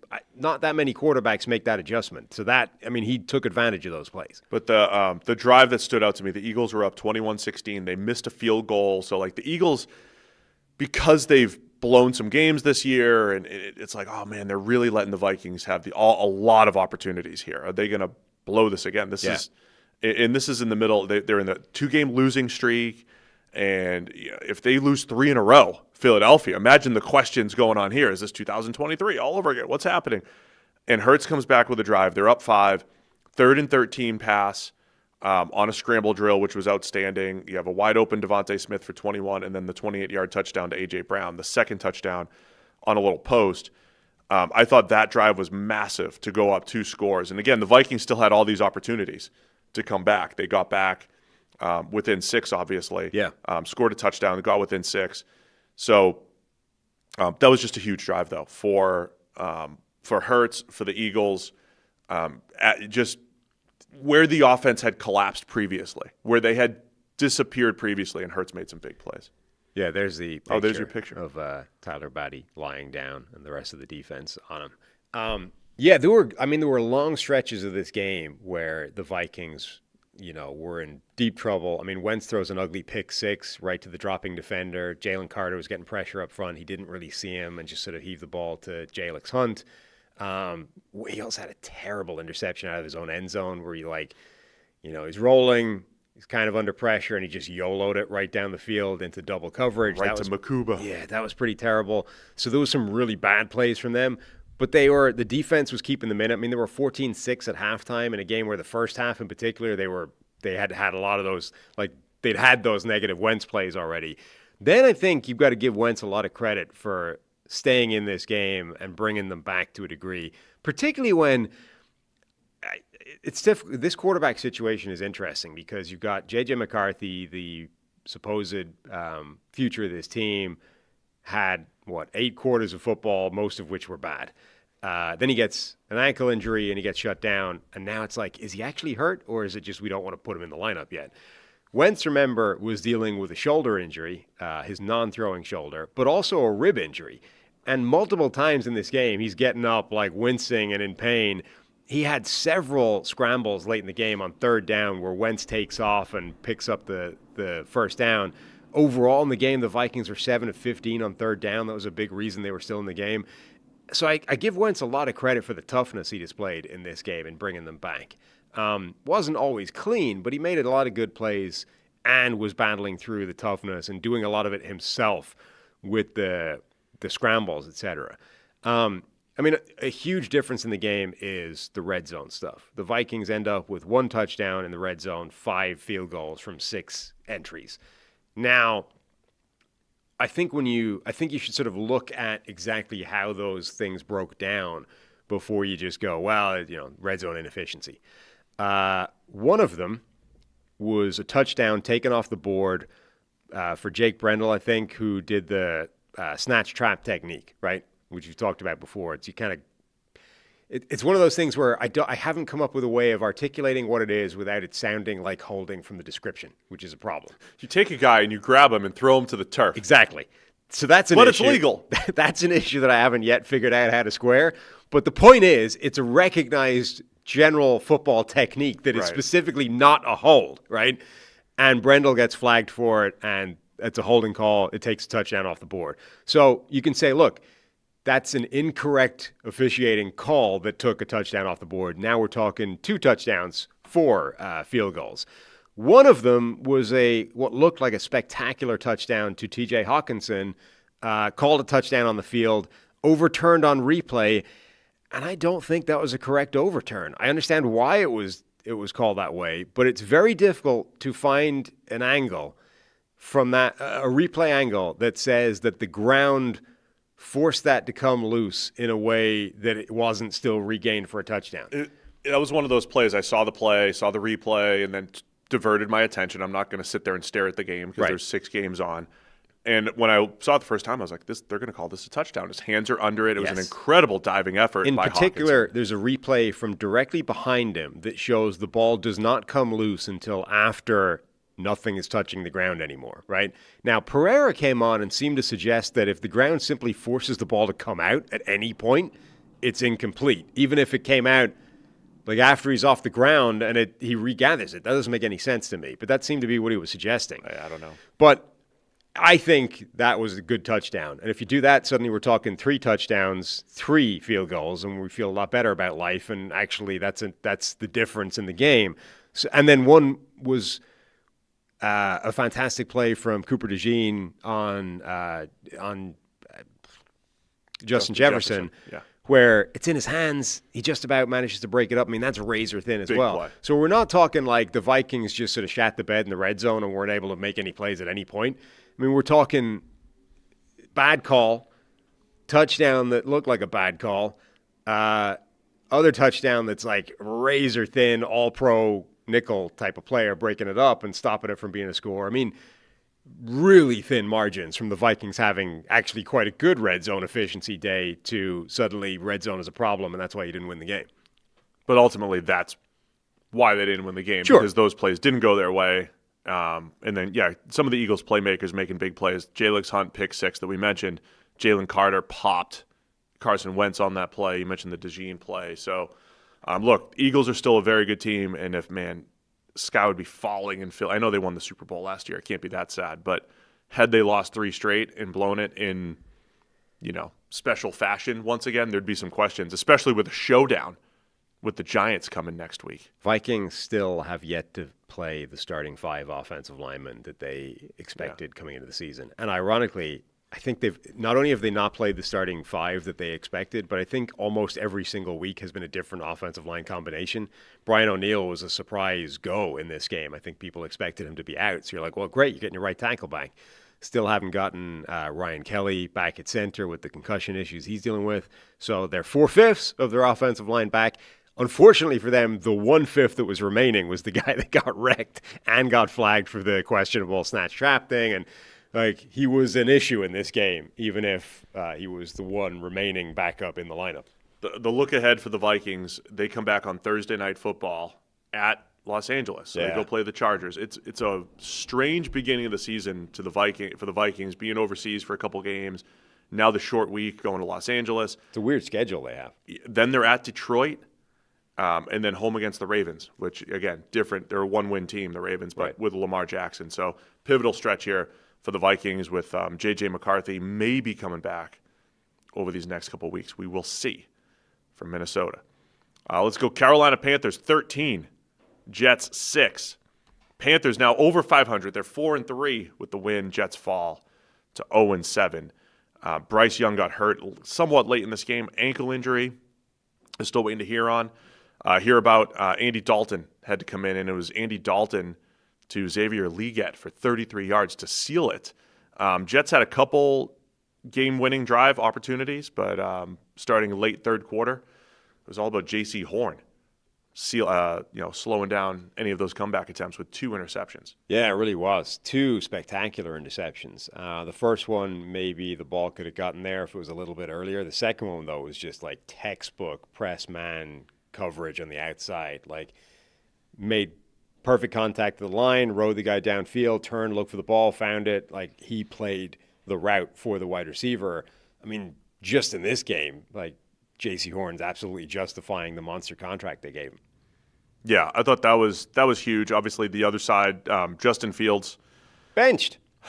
He got hurt and then benched. Well, right? he did the thing where, you went off scrambling, you took a shot. I think it was a head to the turf thing. I can't remember, or maybe I'm confusing that with somebody else. But he did the thing where you get up and shook his head.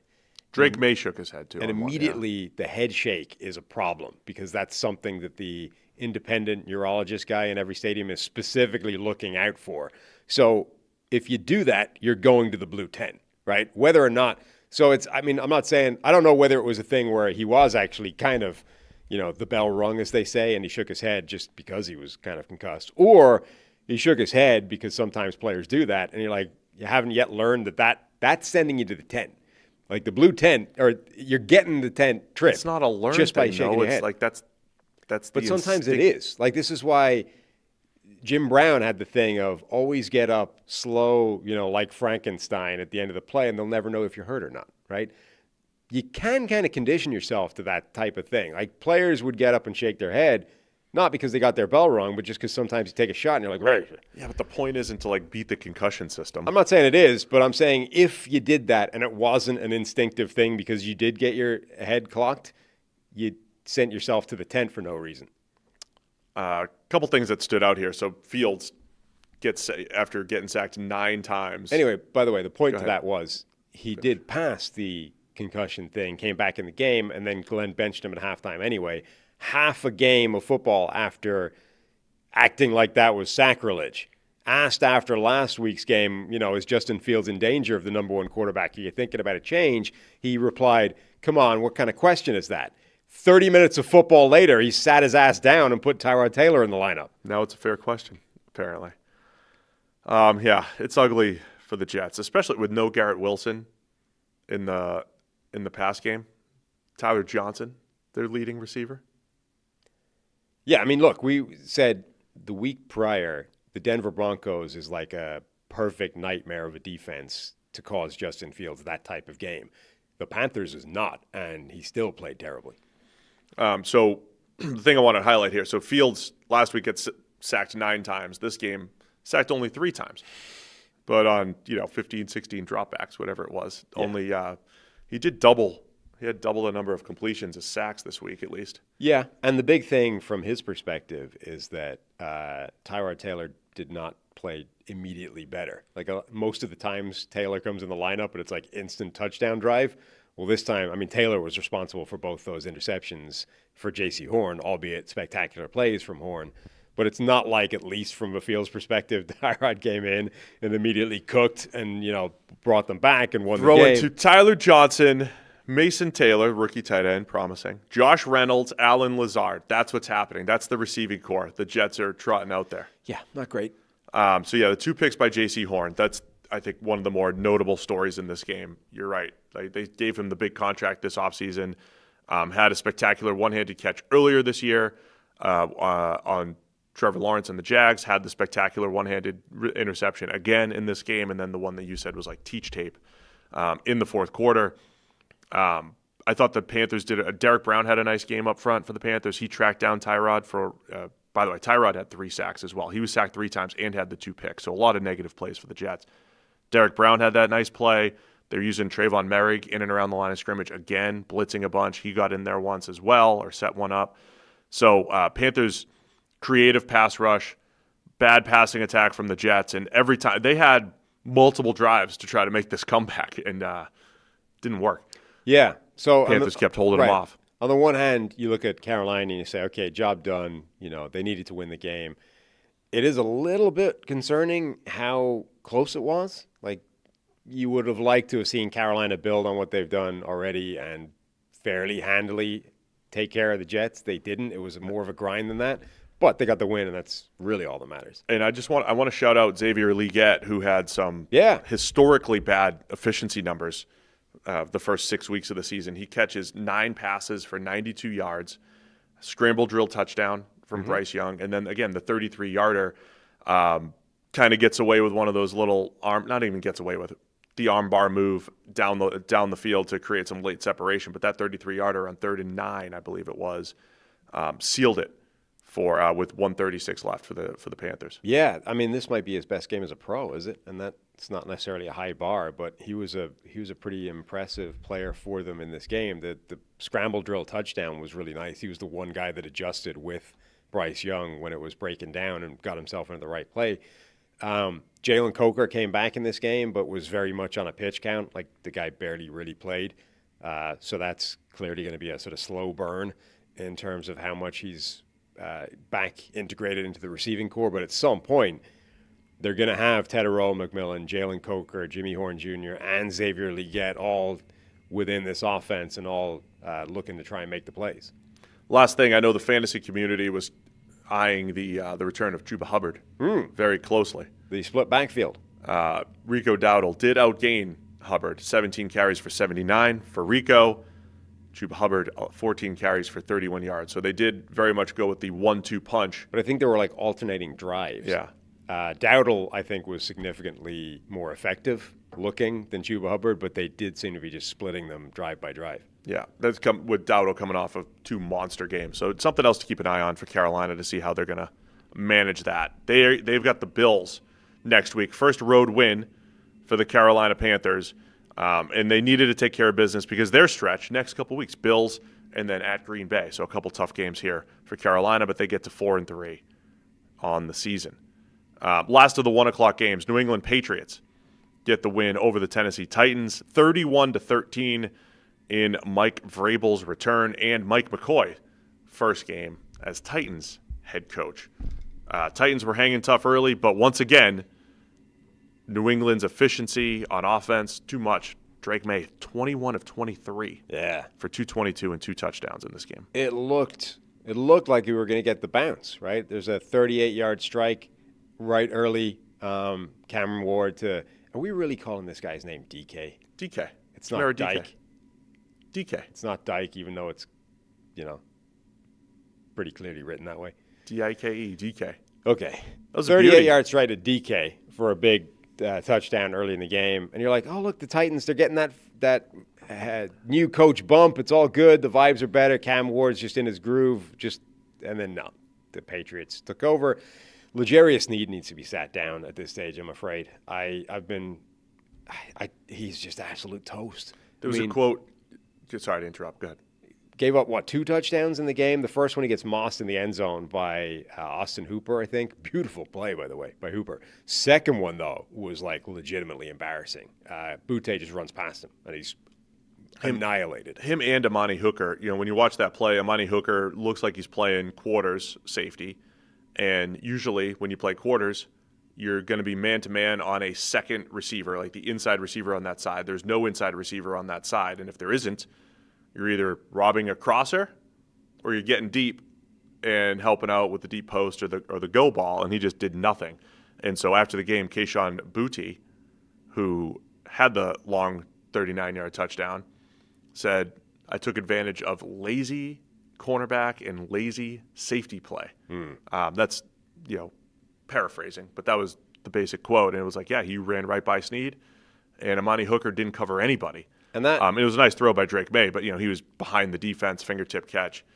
It was bad defense. That's all over Sneed's tape at the moment. Like, guys are just jogging past him, and he's absolute toast. I don't know if this is the injury stuff or if he was somehow just a perfect match for that Spags defense, and outside of that, but he's toast right now. He should not. At this point, I cannot see looking at his tape and justifying having him in a starting lineup. I don't understand what's happened there because I went back and watched a lot of him from last year and then early this year. And in Spags' defense, when he's playing press coverage, he's physical and just really tough. He's a perfect fit. I mean, I kept thinking he was going to get traded at some point. I do wonder if you're Kansas City, like, hey, we'll flip a 6. And we'll just get the most out of him. But the number of times that he has let receivers stack him, and in this case, run right by him over the last 2 years, and he didn't even play much. He only played 6 or 7 games last year. The number of times that has happened in less than 16 games, less than a season's worth of games with Tennessee is concerning. They're not getting their money's worth. I mean, he's definitely dealt with a chunk of injuries, and I'm sure that's a part of it. But right now, it honestly doesn't matter. I mean, you look at his tape, and you're like, I can't come up with a reason why he should still be in the starting lineup or still be playing significant snaps to this team. It doesn't matter who's behind him. It can't be worse than this. We'll talk from a New England perspective for a little bit here. Booty had that long touchdown. Drake May, once again, I saw Renner just put out there. He's 12 of 13 on his last 13 deep balls. I don't know if there's anybody playing better football right now than Drake May. He is playing absolutely out of his mind. And, okay, there was the breakout game, the coming out party against Buffalo, and since then he's basically been perfect, other than the occasional sack that you would maybe not want to have. But outside of that, in terms of actually when the ball leaves his hand, it's been almost perfect from that point on. Yeah, and he was sacked 4 times in this one, but there was some quick pressures. I think the line has played really well. They had a few plays where they gave up quick pressure, and May got sacked. He did leave the game quickly for the concussion testing. His head hit the turf. He hit his head back, and he has to take care of himself. I'm not saying like that's all his fault, but that was the issue last year. Yeah. Where he kept getting hit and could have avoided it. Like he's just got to make sure that he's not taking those big hits. His head hit the turf pretty hard. Josh Dobbs came in through one pass, and then May was back in there. But key pass, by the way, from Dobbs. Like that was important. They needed that one. So May goes 91% completions, Patriots record for more than 20 attempts or whatever the cutoff was, and continues to just play incredibly efficient football. And I mean, the biggest knock on May coming out, I really liked Drake May as a prospect, and the number of times that it came up, they're like, yeah, he misses a swing pass, he misses a little hitch route, he misses some of the easy stuff, and all the time. Not all, like enough that a lot of people were concerned about it. All the time, consistently throughout his entire career. Like he always left a bunch of free plays out there by just not taking the gimmies. But for me personally, I'm not right about a lot of stuff. But in this one, I was like, man, it just feels like footwork issues. Like if you just clean up some of the footwork for Drake May, and we were coming off of, hey, Anthony Richardson's really inaccurate, but this wasn't anything close to that. Drake May has done a really nice job of hitting the gimmies and spectacular downfield accuracy right now. And again, I know he got sacked 4 times. He also scrambled 8 times for 62 yards in there as well. Yeah. It's not completely what I used to describe or what I've described about Jaden Daniels, but he's not the reason. One of the reasons why he's completing probably 70, it's got to be up at 75% now, 75% of his passes, is because when it's not there, he's scrambling. And you're creating positive plays instead of forcing passes that aren't there. So I think May is finding that really nice balance between when to use his legs and then, oh, by the way, hitting a cover 2 shot to Mac Hollins, hitting the deep ball to Booty, and then taking the stuff that's underneath and not missing them now after he was doing that at North Carolina. Yeah, I mean, his development has been pretty spectacular so far. And, the situation around him, you would still say, is not amazing. So there theoretically could be even more to come if they do get even better on the offensive line. They've been rumored as being in the wide receiver trade market before the deadline this year. If they could find a legit superstar number 1 to add to this team, I mean, who knows where this could go. I mean, it's a good group the way Stephon Diggs and Keyshawn Booty are playing and Mac Hollins as a complementary piece. I would be interested. I'm never going to say no to more receivers. Right. But they are looking pretty good there. Will Campbell, we haven't mentioned his name all season because he's been pretty solid in pass protection. He does have the Myles Garrett game next week. They've got the Browns coming to town. That sometimes that's one of his first biggest tests. He hasn't been tested a ton, but he's been good. And then Ramondre Stevenson ran the ball really well, and I would say credit. And was back to being the bell cow. Yeah. I expected Travion Henderson to get more opportunities a couple weeks ago, and he's not. But Stevenson's running hard, and when he's not fumbling, he runs well. He's been running. He ran well, at least in this game. Yeah, and that's why he still gets as much work as he does, because he is a very good running back if he doesn't put the ball on the ground. I see Walt in the chat saying the Patriots might trade for Jacoby Myers. Jacoby's battling injuries and maybe not. I also don't think forcing it. I mean, he's not fixing what the perceived weakness of the group is. Like if they're going after somebody, I think they're going after somebody that's a legitimate, true number 1 from somewhere. I don't know where they're getting that guy, but Jacoby's not that. He's just another guy to add to that group. it's another possession type, but it gives you part of the trade deadline, though, is just adding depth, not so much how are all these pieces going to fit. That's one of the scary things, I think, if you're a playoff caliber team, is saying, this is our squad for the rest of the year. Do we want to actually trade for somebody that gives us that injury proof, a couple of those positions? So it'll be interesting to see the Patriots at 5-2 here as potential buyers down the stretch. And then from Tennessee's perspective, they've already alerted, hey, everybody's available from a trade perspective. 7 straight weeks of me mentioning the Titans as a trade candidate, trading people. But Jeffrey Simmons, they said, is not available. He leaves this game injured. He's playing great football this year. They did get Tavondre Sweat back, who got in there with a sack. And, that great for the Titans. And then Cam Ward, he's got the bomb early, looked good. There was some points in this game where he looked better, but he still gets sacked 5 times, including sacking himself with the ball slipping out of his hand for an easy gimme touchdown for Caleb Von Chason. Second straight week, the ball's just slipping out of his hand.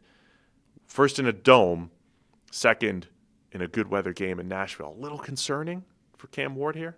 Yeah, that was a weird one. He's almost become last year's Drake May, where it's like most of this is good, but the one critical, awful play a game is quite problematic when you're overall, your production is not going to be that amazing. Like, you don't have that kind of margin for error to just chuck the ball on the floor at once a game. This was weird because normally when you see quarterbacks lose the handle on the football, it's like a change of direction that causes it to slip out, right? Like Bryce Young dropped one on the ground a couple of weeks ago where he tried to kind of juke a free rusher, and he sort of went right and then left, or left then right, and it was the change of direction that caused the ball to pop out of his hand. This one, like, Ward just takes his hand back and the ball spits out. Like, there's no change of direction. He hasn't begun the change. He just lost the handle as he was bringing his arm back. I can't actually remember a guy doing that before. And then Caleb Von Chason's just like, oh, look, free football. Picks it up, scoops, touchdown. Chason did have 2 sacks in the game. That wasn't one of them. That was a team sack, as we said last night, right? So Chason did have a nice game, though, including that fumble return for the touchdown. So, look, I think realistically with Cam Ward, we'll see how he develops in these coming weeks.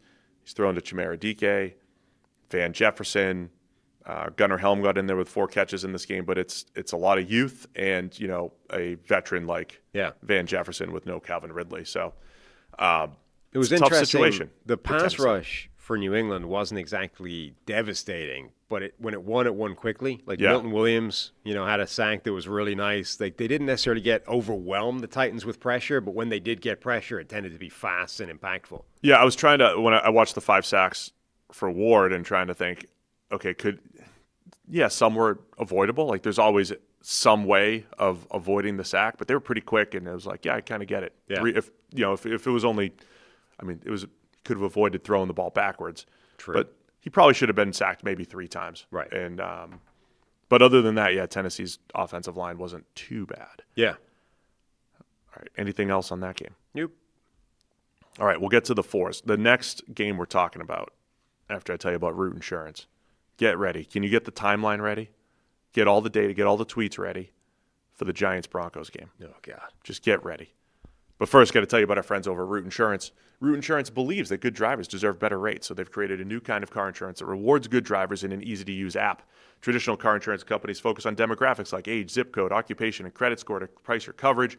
When Root offers a rate, your behavior behind the wheel gets more weight than any other single factor. They don't use occupation or education level to negatively affect your rate.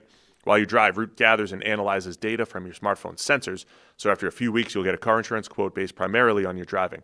Save up to 44% off your initial Root quote after you take the test drive. If you need a tow truck, jump start, or you lock your keys in the car, Root will cover the help you need to get back on the road when you opt into roadside assistance. The Root app makes it easy to edit your coverage, update your policy, or file a claim in just 3 minutes. You can get started today at Root.com. All right, you ready? Sure. Denver Broncos 33, New York Giants 32. Yeah. Broncos now 5-2, pretty clean 5-2. Giants fall to 2-5. There's a lot to discuss in this one. Yeah. So, it's one of those games where you could spend an entire hour just talking about the fourth quarter. Like, you almost need to just go paper over what happened in quarters 1 to 3. Let's do that. I retweeted this out. NFL memes put out the super fast version of everything that happened in the fourth quarter. I almost want to just well, they were okay. As a quick reminder, go through just it. To quickly get rid of the first three quarters. Like Dart was playing well. I mean, he had a few really nice plays, 44-yard touchdown. Like was avoiding Denver's pass rush pretty well. Like he wasn't massively efficient. I think he was sort of 50% generally throughout the game, and it was fairly consistent throughout it.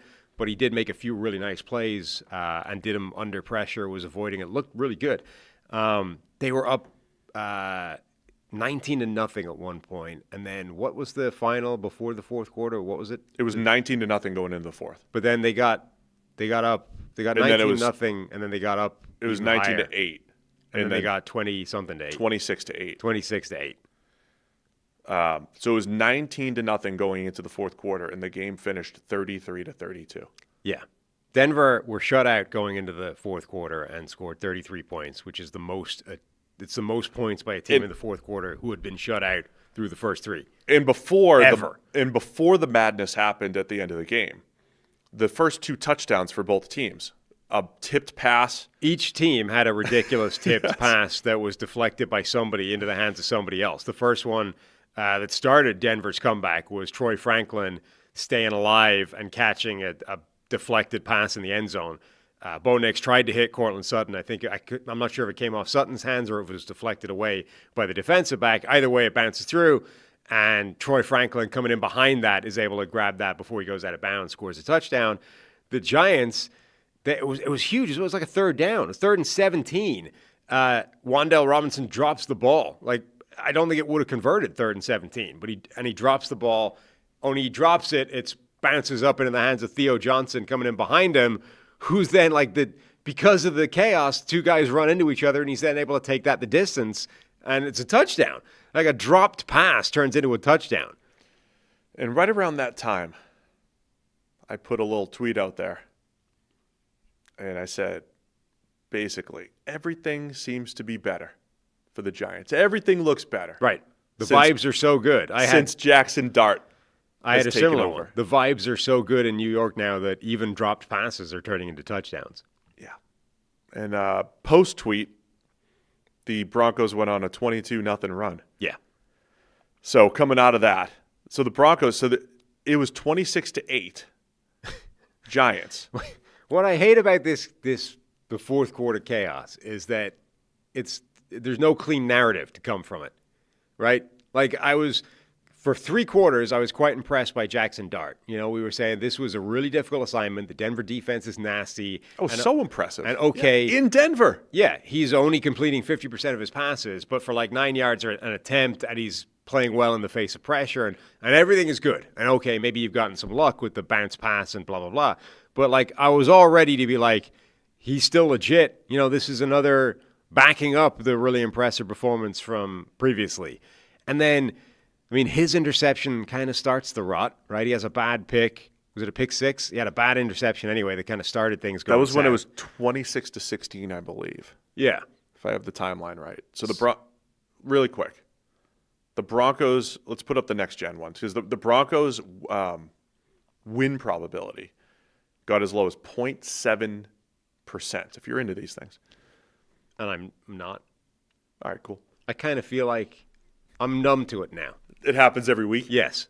I've seen too many 0.whatever% win probabilities to care anymore.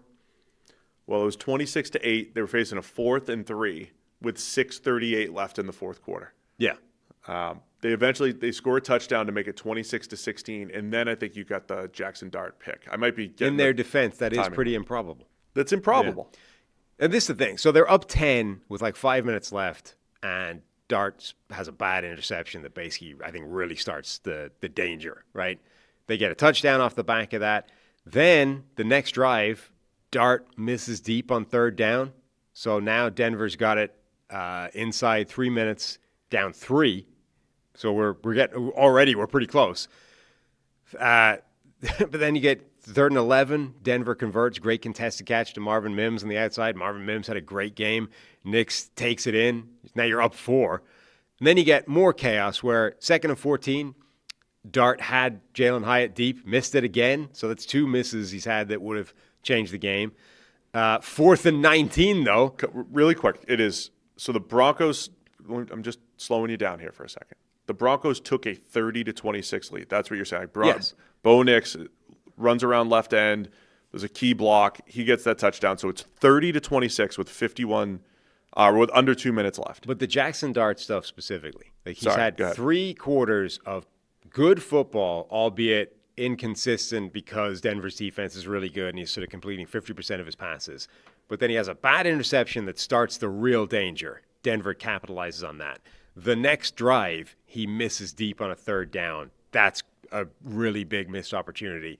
Denver capitalizes again. The next drive again, he misses deep with Hyatt deep, missed that. But then 4th and 19, you're like, it's gone from the least probable comeback ever to actually this is difficult for the Giants. 4th and 19, he converts 4th and 19 just, and he gets 15 tacked onto that because he gets clocked as well, roughing the passer. Then he has another deep shot that's a dropped interception. Like he basically forces the ball into double coverage, should have been picked off, wasn't. So you're like, well, the game should be over. That should be it. But he gets away with it. Then he gets the ridiculous defensive pass interference call, which looked really harsh on Riley Moss, and they're set up at the 4-yard line. You're like, what am I even making from this? He's had like 2 missed opportunities to come back. He's had a bad throw that should have ended the game. He's been bailed out on this defensive pass interference call, but then he like dives his way, Michael Jordan style, into the end zone, like stretches out, just gets in, breaks the plane of the goal line, somehow keeps his body levitated off the ground. Like, I mean, he's just got moxie. This is Baker Mayfield. You know like what this is?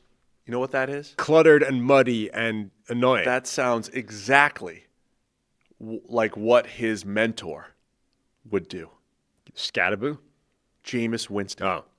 That is exactly what Jameis has coached him to do. That's exactly what it is. I don't like these late game. You take your shots, man. You'll miss some. You just keep shooting, man. I don't like these late game situations where the narrative is messy. I like it when it's just like, and the thing is, what's most annoying about it is, because, part of the whole world we've been brought up in is you factor in these plays that get lost in the box score because they, quote unquote, didn't happen, or you get away with them, right? Because over time, those are actually quite important and instructive, and you learn things from those plays. But so many of these amazing, like, historical, era-defining drives or situations involve those plays, and I don't know that it's wrong that if you just ignore them, you get to the right place at the end. So like Tom Brady, 28-3, the greatest comeback in Super Bowl history, the dude almost started that by throwing the ball. One of the greatest plays in that was the Julian Edelman catch. Earlier in that play, the ball goes straight through the hands of a defender. The defender catches, game over, no comeback, it's irrelevant. One of Tom Brady's most signature things in the world involves a terrible Tom Brady play that we just pretend didn't happen. And if we pretend it didn't happen, actually you end up in a more sensible place than if you say Brady should have thrown the game away. Well, because everything after that was spectacular. But that's the thing. So now we're in this Jackson Dart thing. You're like, Jackson Dart tried to throw the ball away into double coverage after missing 2 deep shots that could have changed the game in his favor.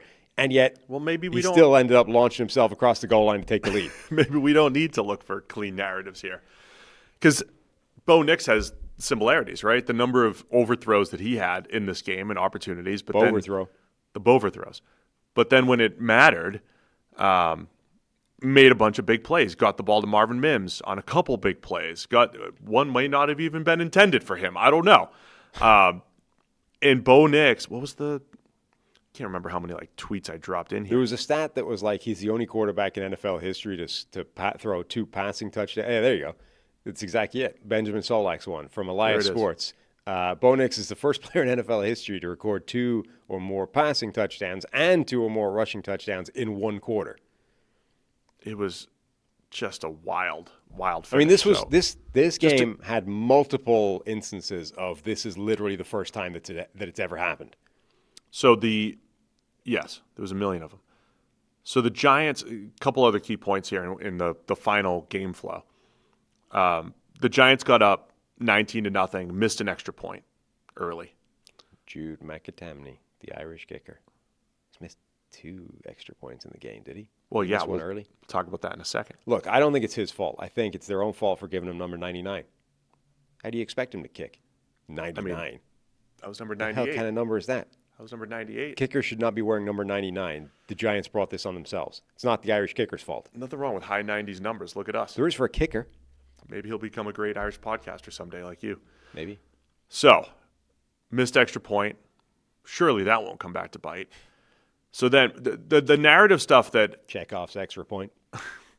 the narrative stuff that I don't love is this was going to be a clean Giants were up, then they blew it. Broncos were down, then they made the big comeback against another NFC East team.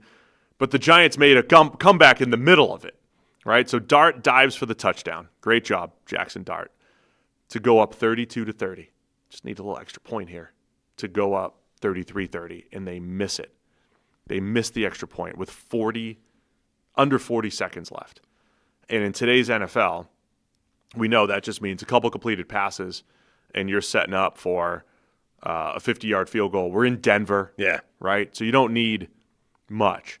So that extra point is absolutely massive. Don't worry about there's some troll accounts out there putting out what was happening in the locker room and this some fake stuff. Don't buy into the fake troll accounts and what was said in the locker room that was made up. Which is what? Oh, that like Dable was yelling at the kicker and throwing chairs and calling ice on There's him? like this one, the one guy that does a really good job of disguising his tweets as real that tend to go viral. We're getting him deported for this? Probably. I mean, that's what you'd say. So you've got 33 seconds left. Bo Nix hits Marvin Mims for 29, so it's a 2-point game instead of 3, and that's the biggest thing here.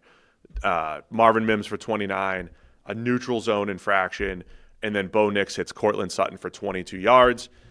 They run up, they spike it with 3 seconds left. Apparently, the real reports out of the Giants locker room, some of the defensive linemen, may have been Thibodeau or Burns, upset about rushing 3 on that play. They were complaining about some play calls. So that sets up the 39-yard Will Lutz field goal to win it 33-32. So the things that needed to happen for Denver, not only scoring 33 points in the fourth quarter, Sam, 33 points in the fourth quarter, but also just having a missed extra point from the Giants to allow all of this to happen. It was one of the craziest games you'll ever see. Yeah. Utterly ridiculous. And so takeaway wise, so forget about the player evaluation stuff on Dart. Like, I don't know, it's going to be volatile. That first touchdown to Daniel Bellinger, like he was wide open behind the defense, but Dart's pocket movement, once again, to That's avoid what he was the really pressure. good at. Yeah, his pocket movement to just get it, to give him the opportunity to get the ball down to Bellinger. He was so impressive against this Denver defense, which has been incredible all year and is coming off the 9-sack game of Justin Fields. It's like, all right, he's doing it again. He had a bunch of really good plays of that ilk. Yes. So there's still, I would say, more positives than negatives for Dart. Like, yeah, you're going to miss you're going to overthrow some downfield passes. When you're trying to make a comeback, you'll throw some into coverage, and like that's you're probably going to lose anyway when you're trying to make a comeback. So that's part of the aggressiveness that you need, and he just took advantage and made the comeback for the Giants, but the defense let him down again. So just a wild game, and then Bo Nix deserves credit, man, for coming back from what he did. I don't think he played well at all early on, but when he needed to throw it up to Sutton and throw it up to Marvin Mims, he made those plays. We already know Bo Nix is a weapon with his legs and, had the 2 rushing touchdowns. So incredible comeback for him as well. Just a wild game. Denver moves to 5-2 for the Giants, man. They could have been 3-4, 3-1 in the Jackson Dart era and going to Philadelphia next week. And saying we can make a statement and beat Philly 2 out of 3 weeks here, move to 4-4, and actually make a run at the division. Yeah, like that was like on the table for the Giants here. Yeah, it is. It's definitely a missed opportunity for them. Obviously, given how much they had this game in control at various points. Just bizarre when. It's weird because it's one of those games where, like, pregame, this is how the game should go, right? Denver should win this game. The Giants probably aren't as good as Denver. It's the right result. But when you're 19-0 up and 26-8 or whatever it was. Like, you should have won this game from the point they had, as evidenced by the fact that it's the most improbable game to go the other way for God knows how long. Since last week, since 2 weeks ago. Since the last time it happened 3 minutes ago. So, yeah, there you go, with the eighth most improbable of the NGS era. So it's a blown opportunity. I mean, you put yourself in a position to get an upset win and manage to blow it at the end. Anything else on Dart? I mean, I love Marvin Mims. I would throw to Marvin Mims more often. Sutton finishes with 6 for 87. Mims 6 for 85. Troy Franklin had the touchdown on the tip pass. It is an intriguing group of playmakers if they could be a little bit more consistent down to down. But Knicks, this is the second time this year now the Broncos have made an incredible, improbable fourth quarter comeback against the NFC East. Yeah. They were down 17-3 against the Eagles and beat them 21-17. And they almost went with the clean sweep. They almost went, say, straight 30-0 in the fourth quarter to win it, but outscored the Giants with 33-6 but also in the fourth quarter to make this comeback against the NFC East team. Also, for the second week in a row, it's Denver saves a conversation about their offense with the way it performs right at the death and the victory going their way. Like the Jets game, like we were so focused on how like Justin Fields had one of the worst performances in history. And it kind of made everyone overlook the fact that Denver's offense was also pretty terrible for almost the entirety of that game, and a game that should have been completely out of sight because the Jets literally couldn't move the ball was actually in jeopardy for most of the game. And then they got the win, so we sort of papered over that. And then through 3 quarters, they had 0 points and they were barely moving the ball. And you're like, this Denver offense stinks. And then all of a sudden in the fourth quarter, it catches fire, 33 points, and they win the game. And so, again, we've now gone 2 straight games where for almost the entire game, this Denver offense has looked terrible. And then randomly they catch fire, click to life. Bo Nix makes the plays. The receiving core makes some plays, and we can kind of move on to the next game. But, like, that can't happen for this team to win the kind of type of games they want to win. I mean, the Bo Nix question, I think, is for like a lot of quarterbacks. I used to say this during Jimmy Garoppolo starts. Jimmy Garoppolo would go out there for Kyle Shanahan, always have really good numbers. So the stat people were like, look at his EPA, look at his yards per attempt. He's like 8th all time in yards per attempt. Of course, Jimmy Garoppolo's good. And then the film people were like, yeah, but he throws the ball to the defense twice a game, and a lot of those yards per attempt are on screen passes. But he also does make some good throws, and this is all like within a game. This discourse is happening, and that's the mid-tier quarterback. And the same discussion with Derek Carr. Like, Derek Carr's good. Oh, Derek Carr blew it. Oh, Derek Carr's good again. Jameis Winston. It's like the mid-tier type of quarterbacks within a 60-minute game. If you're a supporter or a detractor, you'll have fodder. And that's been Bo Nix for most of this. If you like or dislike Bo Nix, you'll have plenty of fodder within a game right now. But like him and Dart, I think they both have this aggressiveness to them that they're gonna. And Bo used to have this aggressiveness at Auburn, like crazily, before he toned it down at Oregon. They at least have this aggressiveness where volatile type of things can happen, and you can make these comebacks. And I think that's a great trait to have, and that's why Bo Nix has, I think, been in the middle of these comebacks against the Eagles and in this one against the Giants. He's made some big-time throws when he's needed to, even though throw for throw, you're like, man, I'd like to see it's just hit a so couple weird. more, like, you know? In the last 2 weeks, they've put up like 660 yards of offense, but for almost the entirety of those 2 games, the offenses look terrible. Yeah, I know. That's just a bizarre. Like, I don't know what to do with that going forward. Anything else on this one? It was a wild one. It was. No, that's it. Let's get out of that game. As my thing signs me out. Colts Chargers is next. Man, the Colts moved to 6-1, 38-24 over the Chargers. Chargers fall to 4-3. Colts pass another test, man, and with flying colors. I mean, really dominant early touchdowns on their first 3 drives. They got up 23-3 at the half. Chargers tried to get back in it, and technically there was a lot of time left in the fourth quarter where they were down 2 scores. Yeah. And look, we just saw the Broncos. put up 33 points in the fourth. Anything could happen in the NFL. The Colts did a really nice job, though, continuing to put points on the board and slowing down the Chargers in the comeback attempt. Yeah, anything can happen, but at some point, if you're going to execute that type of comeback, you're going to need to actually stop the opposing offense, and that simply was not happening in this game, nor indeed has it been happening basically at any point during the season for the Indianapolis Colts. Let's start with a tweet from somebody called Anthony DeBundo, who says, through 7 weeks, the Colts are the most efficient offense by points per drive this century. And it's worth just running through the top 5 because Indianapolis this year is 1. Number 2 is the 2007 New England Patriots. Number 3 is the 2018, the best version of the Kansas City Chiefs with Patrick Mahomes. Number 4 is the MVP-led Aaron Rodgers Green Bay Packers team of 2020. And then number 5 is last year's Detroit Lions.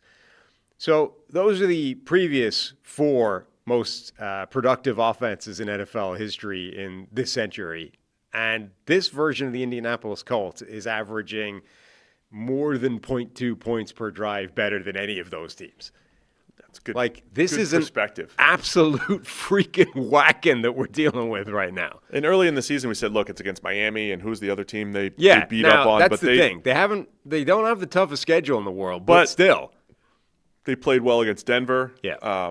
Played well in this one against the Chargers against better defenses. Yes. Now, they're always in a dome, too, but that helps. No, it's really impressive what they're doing. And every single week, I feel like it's a well-distributed pass game and just an incredible run game. Jonathan Taylor now has over 100 yards more than any other running back, has 10 touchdowns, leading the league in both categories, of course. That first touchdown by him, I just saw Jeff Schwartz put out the end zone view on his Twitter, like outside zone teach tape. Beautiful job up front by the offensive line. They're run blocking well. Taylor's been outstanding. 3 more touchdowns in this one. And then every single week, it's like Tyler Warren. I also feel like the first drive, they hit Tyler Warren on a play that I swear to God they ran at the start of the previous game to the point where I thought I was watching a replay for a second. I was like, wait, is this the start of are we seeing highlights of how the game went a week ago? Like, no, they ran the exact same play that worked the exact same way and got Tyler Warren the exact same type of yardage to begin the game. I do feel like they run the same 3 or 4 Tyler Warren plays every week. Like, there's always going to be a screen. He'll always be open on a boot. He'll always be open on a yoink or a wheel play. And they got him in the red zone with a little short post as well. They're using Tyler Warren really well. As you sent me a text yesterday, like, how is Alec Pierce always behind the defense at least once? He has a big, 48-yarder. 48-yarder on 3rd and 17 from Daniel Jones. There's a huge 50-yard play in Alec Pierce every week. Indiana Jones hits it. Yeah. They've got the throwback screen to Jonathan Taylor where he's got the convoy for 19 yards that set up the Tyler Warren touchdown. It's all there. It's everything. All the plays are working. So they got up 20-3. Grover Stewart bats a pass, tips it to himself for an interception. And then the other thing that they do well, so the Chargers, another key play in the game, it's 20-3.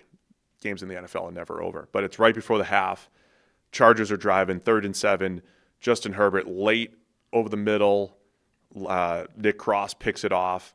And then the Colts, Jones makes another big throw, and they set up just a field goal before the half to make it 23-3. Like, they're taking advantage of the turnovers and the mistakes, still moving the ball, putting points on the board before the half. But that was a big mistake by Herbert in a situation where you can get within 2 scores before the half and throwing the pick on 3rd and 7. What a pick that was by Nick Cross. I mean, that was a great bullet from Herbert. And it was one that sort of lodged in his ribs, and he somehow just kind of snagged it. Like, it's one of those plays where it's a bad play by Justin Herbert. It's a unideal ball location that put it in harm's way, and it's risky. But it's like a yard off. Like, if he just throws it a yard to the right, it hits the guy in its hands, and it's great. He's got position to be able to box out the defender and make the play, and we're talking touchdown. Like, those are the margins of error at the NFL level. In college, you've got 5 yards. You can put the ball anywhere in that bucket, and it's good. At the NFL level, if you're a yard off laterally with that kind of velocity, the NFL player is able to just snag that out of the air. It's nuts. So, yeah, that was the first interception for Herbert. Unlucky, batted by the D lineman, picked off. Not much you can do about that. The second one, definitely a bad throw that he got punished for. But, man, I felt kind of sorry for Herbert in this game where he made some amazing passes, and yet he's working with less help, and he knows his defense is not stopping this team today. Yeah, I mean, they got within 2 scores, like I said. Rondé Gadsden had a big 53-yarder, the rookie tight end out of Syracuse. He had 164 yards on 7 catches. Keenan Allen, scramble drill touchdown, another 11 catches for him. Ladd McConkey had a bunch of big catches. Quentin Johnston found the end zone again. Like, Herbert threw the ball 55 times. But, yeah, it was and some really spectacular plays. Like comeback attempt. He had like a 30-yard laser to Keenan Allen on the sideline. Yeah. Where it's like, Herbert's throw is ridiculous. Allen's sideline toe tap swag is ridiculous. Like, amazing play by those two. And you're like, and no one will care because they're just getting rolled in this game by the fact that the Colts are unstoppable right now. In their comeback attempt, though, too, DeForest Buckner shut it down with 2 sacks. Laiatu Latu had a sack as well. So the Colts defense, they gave up some yards, but they also made some big plays. Their defensive line, including that Grover Stewart tipped interception. Their D-line made a bunch of key plays in the comeback attempt by the Chargers. Yeah, Joe Alt was not back for the game, so the Chargers' offensive line is still banged up, and that's a mismatch in the Colts' favor, and it definitely played that way. I mean, the pass rush was a real problem for the Chargers. Another key one here, like the Chargers got within, one of the times they got within 2 scores, Amir Abdullah with an 81-yard kick return that set up a jet sweep to Jonathan Taylor. A little jet sweep touchdown for an 8-yarder as well. We should have a Shane Steichen conversation really quick here. Because this offense, right, we're talking about this Eagles offense being not as creative as we've seen. Mm-hmm. A little stagnant, a little, ISO routes, throw it up to the receivers or whatever. Steichen was with Philadelphia years ago. Indeed. And when he didn't have Anthony Richardson, his rookie season, almost brought a Gardner Minshew-led team to the playoffs. Got the best out of Gardner Minshew. He's gotten stretches of really good play out of Anthony Richardson, who's now been benched, and now has gotten by far the best play out of Daniel Jones and efficiency out of this offense. Yep. So, the same thing as we've said about Kevin O'Connell and other play callers. You start stacking up evidence across multiple quarterbacks here, and really impressive job by Shane Steichen in this offense and the way they've gotten the run game going.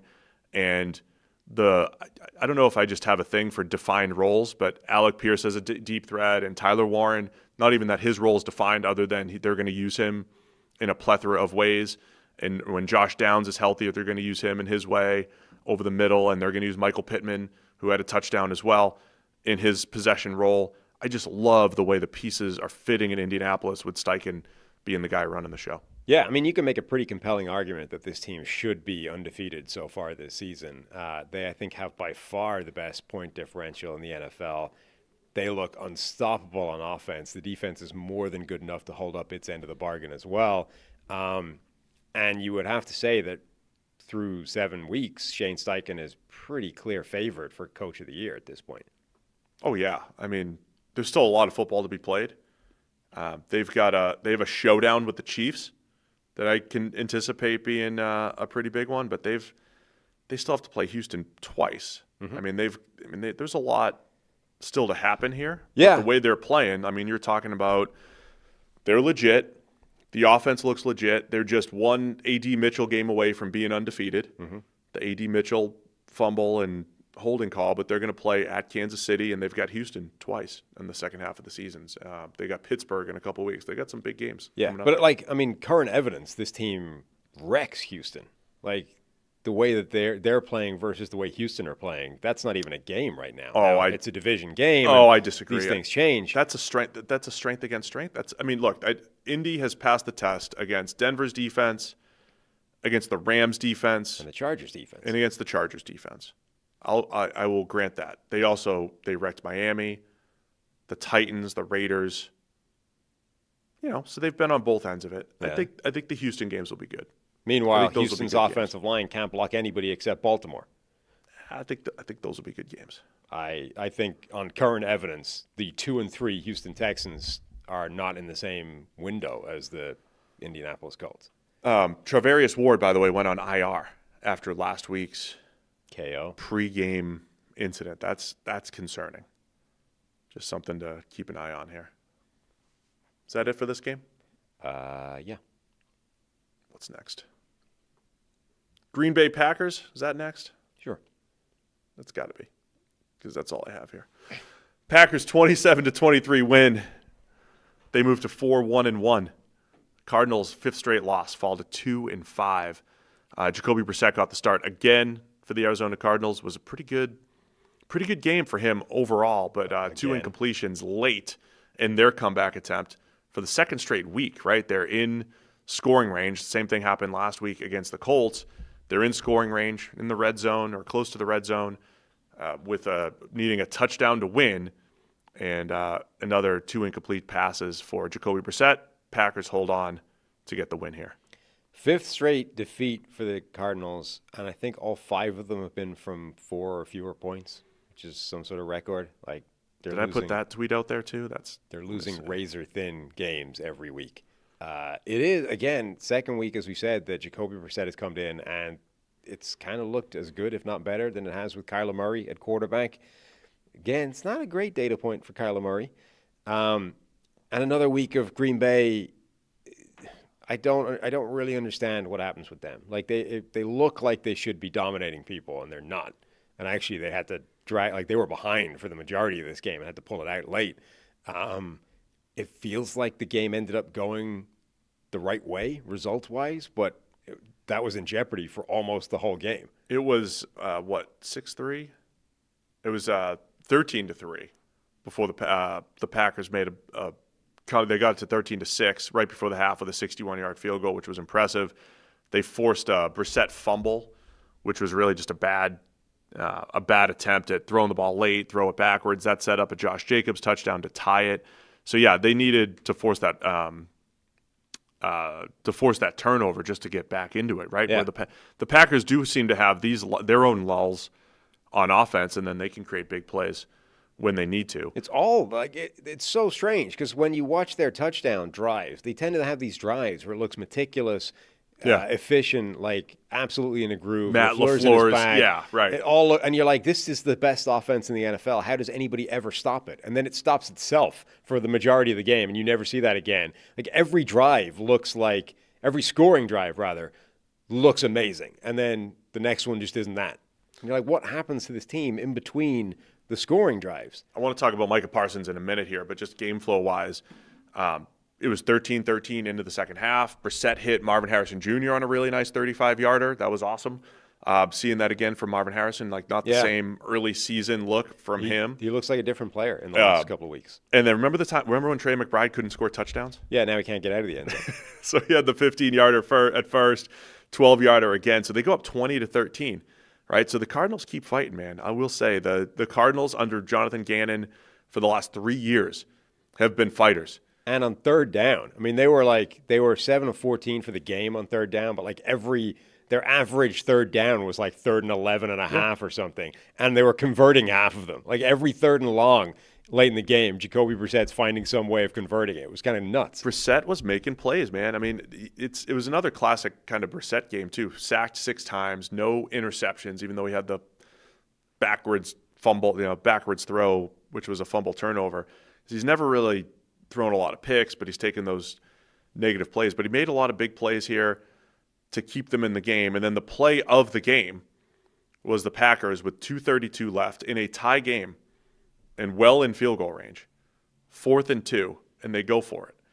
And as the broadcast is, you get the, was this Jonathan Vilma maybe on color? You always get the color analyst's opinion. What would you do? I would kick it. This is risky. And they go for the 4th and 2, complete deep out to Tucker Kraft. Yeah. And that ends up being the play for the win because it set up a touchdown instead of a field goal for the Packers. Jacoby Brissett on third down in this game was 8 of 11 for 146 yards, which is 13.3 yards per attempt, with a touchdown, a passer rating of 145, and an average depth of target of 14.4. Like, it's nuts. And by the way, doing that whilst in every one of these 3rd and long situations, that's letting Micah Parsons pin his ears back and come after you, which was working. By the way, so I want to talk Parsons in a minute because he was incredible again. But it was 23-20 when the Packers made that decision on 4th and 2. Are we in a world, because we talk a lot about you don't want to go up 6, right? Like you don't want to go up 6 because the other team's playing for the touchdown. But because field goals are so easy here, are we in a world where you have to go up more than 3, and it's just that much better for you? Because the Packers' option here is kick a field goal to tie it, with about $1.50 left, and then it's like, I mean, and the Cardinals did this. They drive down and they're in field goal range almost immediately. Yeah. So do you have to play to go up more than 3 in today's NFL? I wonder if the data is going to change on that, just because the 60-yard field goals are so much easier. The Packers go for it on 4th and 2. They get it. They get the touchdown. Josh Jacobs, nice 1-yard touchdown run. So they go up 27-23, which was the final. And then you're making the other team go down, and it's either, if you get stopped, you still might have an opportunity to drive back down and get into field goal range again if you're the Packers. But because you got it, you get the touchdown, and then you're making the Cardinals go down and score a touchdown. I do wonder if playing to be up more than the 3 and playing to win, not to play to tie, is going to be more important here with the easier field goal opportunities. Yeah, part of it is, the aggressiveness and that you use all 4 downs, but that goes out the window when all they need is a field goal anyway, because you're still using all 4 downs because you need the field goal. So we're in this weird world where you need nothing to get into field goal range now. You need like a play, one pass, and you're in field goal range, because field goal range is now from the moon. It's definitely, I think, going to be an interesting world, waiting till we have a sample size of data to figure out what these new K-balls have done to all that math. So that was one interesting big decision there. And then Micah Parsons, man. The Cardinals get inside the 30, needing a touchdown. He gets, what was his official sack total? 3? 3. So he had 1 negated? He had 3 sacks. He had a holding call that was on him as well. He had another couple of pressures that killed plays. Like, he was just a beast. And he was blocked one-on-one more often. And he was winning, man. He was winning nonstop. But he had a sack on 3rd down earlier that forced a field goal attempt. And then he has this sack as soon as the Cardinals get inside the 30. 1st down sack puts them at 2nd and long, and the Cardinals never recovered on the comeback attempt. I mean, the impact that Micah Parsons has had, I mean, I guess you would say, including the Dallas game when they gave up 40, because he's making an impact, but no one else did. But like the tangible impact on the rest of the defense from Micah Parsons has been evident in probably all but one game, I would say, where he's not only making these plays but also setting up his teammates. In this game, he was left 1-on-1, so he finished the plays, and had the sacks as well. Just incredible effort from him. I mean, he's had multiple games this year where he's the difference between winning and losing. Yeah, I agree. Imagine if Dallas had him. No, I won't. So, yeah, Packers get the win. They're 4-1-1, 27-23 over the Cardinals. Tough one for Arizona, man. As you said, what's it, 5 straight games under 4.4 or under? 5 straight games with defeats, I think, of 4 or fewer points. Unbelievable. That's a rough stretch. Anything else on this game? Nope. I got logged out of my thing still. There's only one more 4 o'clock game anyway, right? Dallas? Yes. Dallas Cowboys 44-22 over the Washington Commanders. Dallas moves to 3-3-1. Commanders fall to 3-4.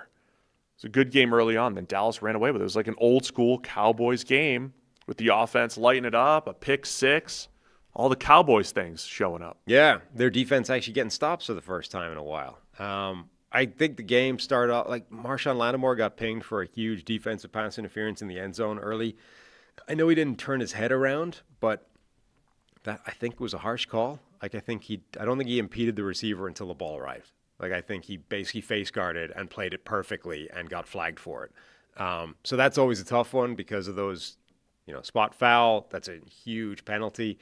There was a play where George Pickens, what he's the best in the NFL at is tracking the ball over his shoulder in a weird angle and going limp as it arrives to somehow keep his feet in at the sideline.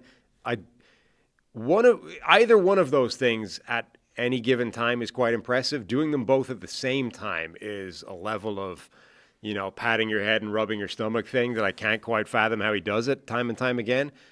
But nobody's able to make those plays the way he can. Spectacular tracking it over his shoulder and then just hits his hands and he just drops, goes limp, and gets himself inbounds.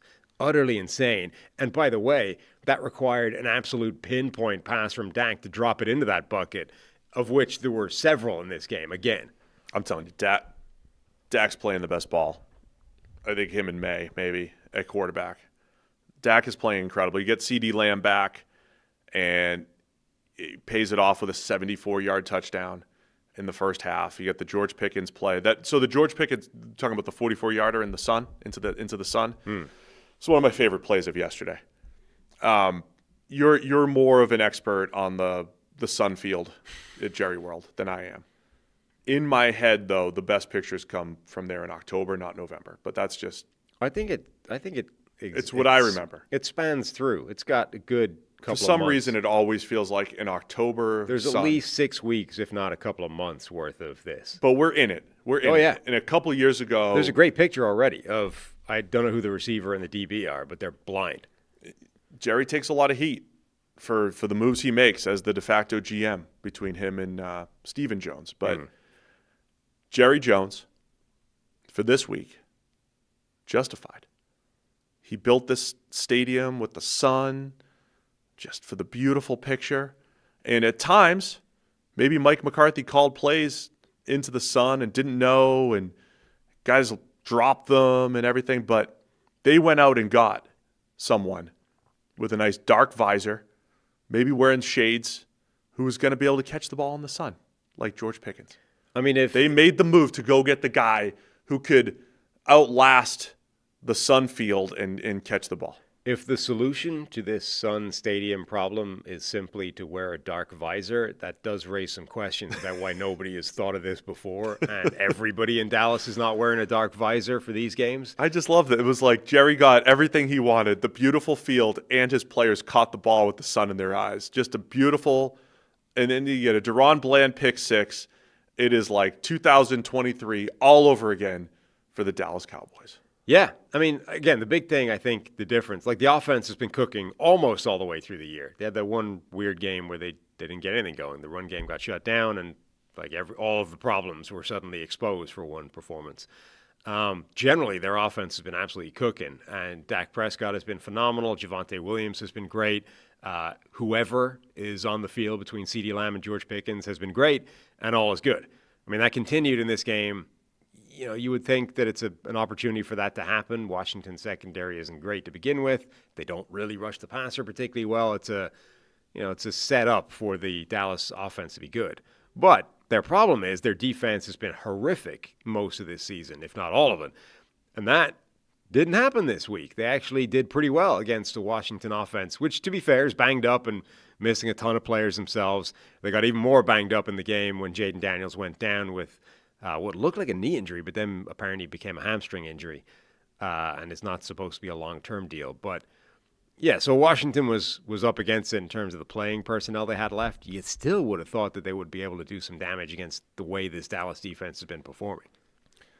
A couple other key plays in the game. I do want to talk about Daniels and Washington a bit more, but I thought the Pickens play that we were just waxing poetic about, but that set up a touchdown before the half.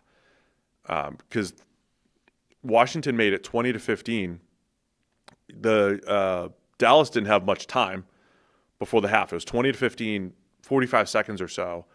Dak hits Pickens with that great pass, and then hits Jake Ferguson with a touchdown just before the half to make it another two-score game, 27-15. And then coming out, there was a 3rd and 8. Dak has a huge scramble for a first down, and I love what they did. They go hurry up, play action. That was one of those things when Zach was still working here at PFF. He looked it up. I remember him looking up the data saying, this is what the Rams do all the time. Hurry up, play action, right? Like you're speeding up the defense, speeding them up. And a lot of times when you speed them up, it's like, all right, just run a quick play. Just run it, just get a play off. And you run it and then you run play action. It's like messing them up. You're speeding them up and then you're slowing them down all at the same time.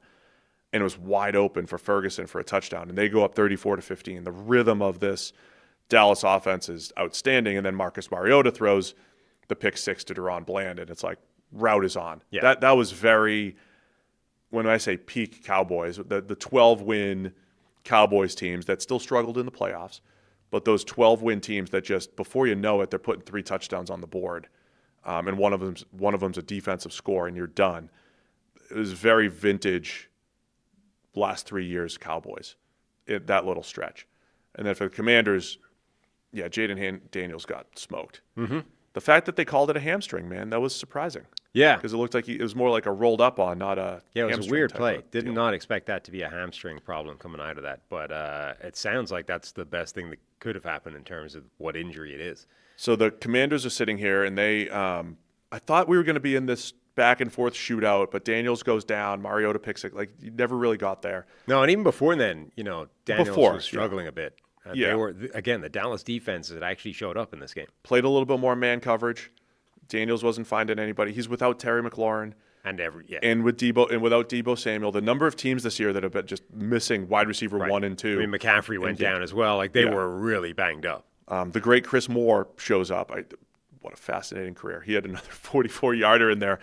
Was it like 4 years ago? I was like, where did Chris Moore come from, averaging 20 yards a pop for Tennessee? And it was like the last time we saw him, and he's back out here catching passes. Yeah, I mean, we've got Jalen Lane, the rookie, Chris Moore, Zach Ertz, Robbie Chosen Anderson, whatever he's called himself these days, was back. Like, this is the type of receiving core that they were working with in this game. Luke McCaffrey, as we said, went down hurt, came back in the game later, but, like, I mean, they were missing everyone of substance, effectively, from the pass game.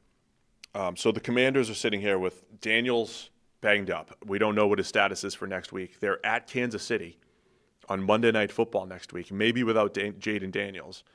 And then they have the Seahawks and Lions over the next 3 weeks. So they're 3-4, the Commanders, Chiefs, great. Seahawks, Lions, and then the Dolphins in the foreign game before a bye. Foreign game. Either Germany or Spain, somewhere in Europe. Next 3 weeks, pretty pivotal here, though, for the Commanders. Yeah. I mean, you would love for them, from their point of view, if they could sneak a win against one of those 3 teams. That's probably as good as you could hope for, and then get things really right with a game against Miami. But who knows? Defense has concerned me. I mean, the corners getting smoked, lack of a 4-man rush. It's just not great in Washington right now. Mm-hmm. Brandon Aubrey made his 5th 60-plus yarder already in his NFL career, which is already the most in NFL history. And that was like an 80% swing. Like, that was not, this is 60-plus, I need to put everything into this. Like, he ran up and hit that like a chip shot, and it went 60-plus yards. We need Aubrey from 74 or something. Seriously. Somebody's got to line up for the Janikowski 75-yard Aubrey's field the guy. goal. I want to see Aubrey in Denver given a shot from 78. Do you think it's easier in Denver with the thin air but grass, or the turf of a dome? Because it might, like, the dome turf's pretty good too. I think the air is important. It's more if you get a still day, right? No wind.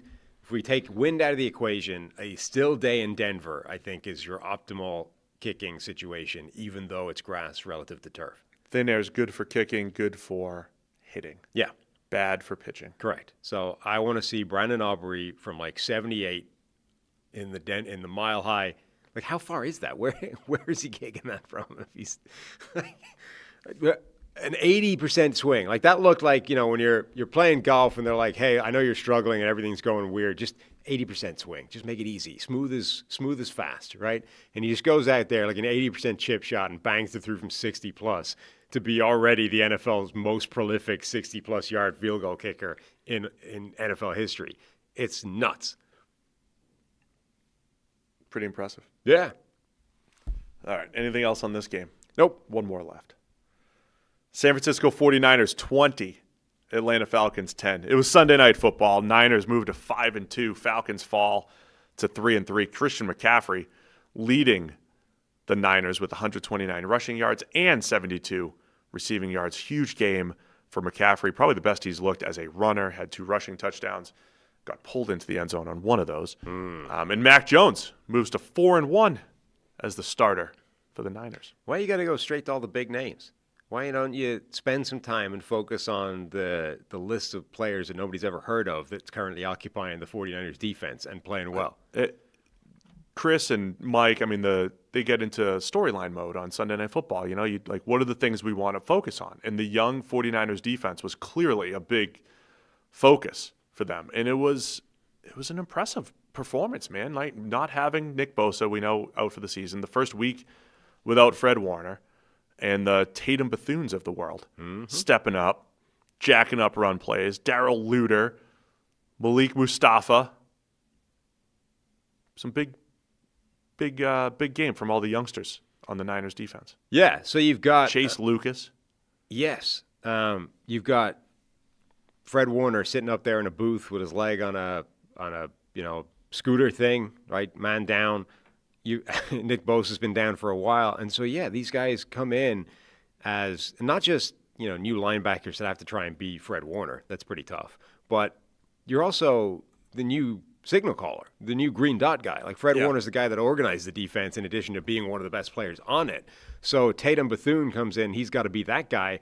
He goes down briefly, and you're down to, was it Curtis Robinson came in at that point as the next guy up at linebacker, and the next, again, green dot guy, the next signal caller as well. For a few snaps, yeah. Yeah. And you're like, just imagine for a moment being that guy where you're like, you're a core special teamer for the 49ers, and all of a sudden you're out there covering Bijan Robinson and Kyle Pitts, calling the signals for the defense on Sunday Night Football. I mean, insane moment for Curtis Robinson, albeit just for a few snaps until Bethune came back into the lineup. But, yeah, this defense, there's a lot of guys missing from this defense and a lot of guys that are not supposed to be playing football. They were playing football against elite talents and doing well. They did a nice job against the run, slowing down Bijan in the run game. They did a nice job. It wasn't constant pressure on Michael Penix Jr., but pressure at key times. Bryce Huff, a couple key plays in there. He smoked Wilkinson on one play for that forced fumble, the strip sack.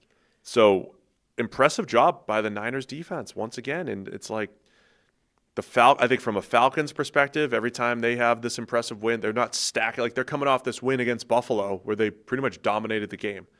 And they're not stacking, 3 weeks in a row. They're becoming one of the most confusing teams in the NFL. It might just be this home road thing, right? They're on the road getting smoked by Carolina, on the road here in San Francisco.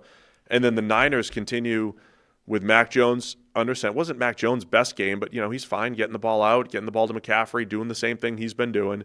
Probably the best McCaffrey's run the ball, because they haven't run very well, the Niners, this year. They haven't had an effective Shanahan-esque run game. But they keep surviving and getting to 5-2. And again, they should still be getting some of the players back. The defense is always going to be this work in progress, underdog type story, I think, for the Niners, but they're going to get at least some pass catchers back at some point here. Yeah, they are. The offense they got George Kittle back. The offense is moving in the right direction because they are going to get those guys back at some point. The defense, as we said, Warner, Bosa, those guys are not coming back. So the players that are left need to have those kinds of performances, and they were really impressive. It wasn't just the story that was interesting. They played well as well. They got plays out of these guys that are not supposed to be playing, like Chase Lucas with a pass breakup on 4th and 1. Now, dropped interception. Like you can say that could have been a pick six, but it was a pass breakup. I don't know if he had his balance on that. Oh, he did. The replay showed that he could have housed that, and instead pass breakup on 4th and 1 is an important play in and of itself, but you could have put touchdown on the board, which would have been pretty impressive. For Zach, our friend Zach, 4th and 1, they go to the gun, no Bijan in the game. Reminds me of a couple of the Ravens 4th and 1s earlier this year where it's gun, no Derrick Henry. Not sure I fully understand that. I know the running back rotation stuff. I'm not really sure who controls that. It's not like the offensive coordinator's like, make sure this guy's in it. Right. But there's a couple of those key 4th and 1s you just want to probably have the threat of Bijan, even though they're not getting much going on the ground. Yeah, I don't know. And it's it was a quick out to Drake London, which is, you trust London quite a bit. Penix throws the ball well outside the numbers, but he's so hit or miss with his accuracy sometimes. He misses by a lot, or he'll throw this pinpoint pass. It just felt low percentage. I don't like low percentage 4th and 1 plays, I guess.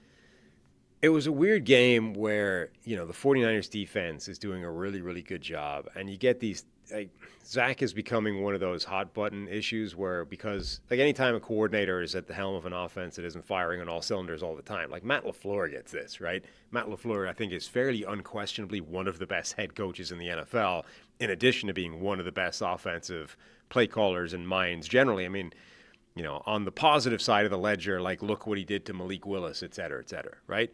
And yet you get games where, like yesterday, there's a stretch of play where things aren't going well, and people are like, Matt LaFleur, he's the problem, right? Turn it over to somebody else or whatever. If you're trying to throw Matt LaFleur under the bus, who are you expecting to be good?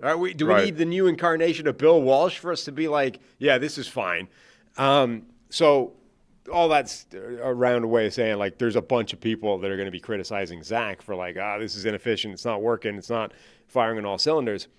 But one of the criticisms I saw is just get the ball in the hands of your elite playmakers. Do what the Eagles did against Minnesota. Just let the big dogs eat. You're well, okay, but Drake London led the team in targets. Kyle Pitts tied for the league in targets. Bijan Robinson, led the team in carries. These are the guys you want to be giving the ball to. They were getting the ball. It's just that's the 49ers defense is doing well. That's the thing I think Zach and this offense are doing a really good job of, is getting the ball into their playmakers' hands. That's why Bijan's breaking receiving records for running backs. Now, a lot of that's him after the catch and creating big plays, but that's the ball's in his hands, right? They fed Drake London 900 targets on Monday Night Football against the Bills. They do that well. It worked. Yeah. I'm just more criticizing a 4th and 1 that didn't work because it didn't work. Right? If the Packers 4th and 2 didn't work, I'd criticize that too. Right? 4th and 2, what are you doing? Call plays at work. He kicked a field goal. He should have kicked. No, it's more the play that sticks out in my head a couple years ago is the Chargers going for a 4th and 1 in their own territory, and they ran an ISO stick route, one-on-one. I mean, it's low percentage. So you want to have – there was no threat of a run, and it was a low percentage. Not even low percentage. It's a quick out. It was a one-read play, that type of thing. And then at the end of the game – Niners did a good job to seal it. The play, I don't know if you saw this, Sam, but 3rd and 13 in the fourth quarter, about 3 minutes left. The Niners got backed up.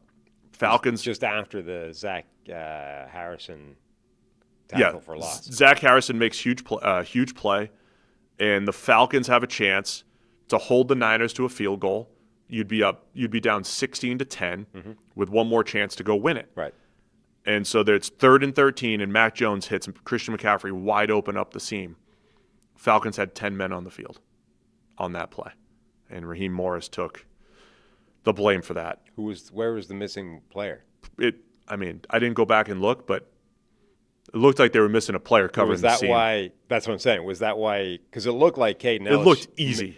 But it looked like Caden Ellis just misread Mac Jones' eyes. So it looked like he was trying to read him. Jones keeps his head in the middle. There's another seam from the other side of the formation, and Ellis is sort of splitting the difference between the two. And because Mac Jones keeps his eyes to the right, Ellis sort of jumps towards that side. He doesn't, however, ever turn back. So actually, was it less that he misread that and more that there was supposed to be a guy covering the other one behind him?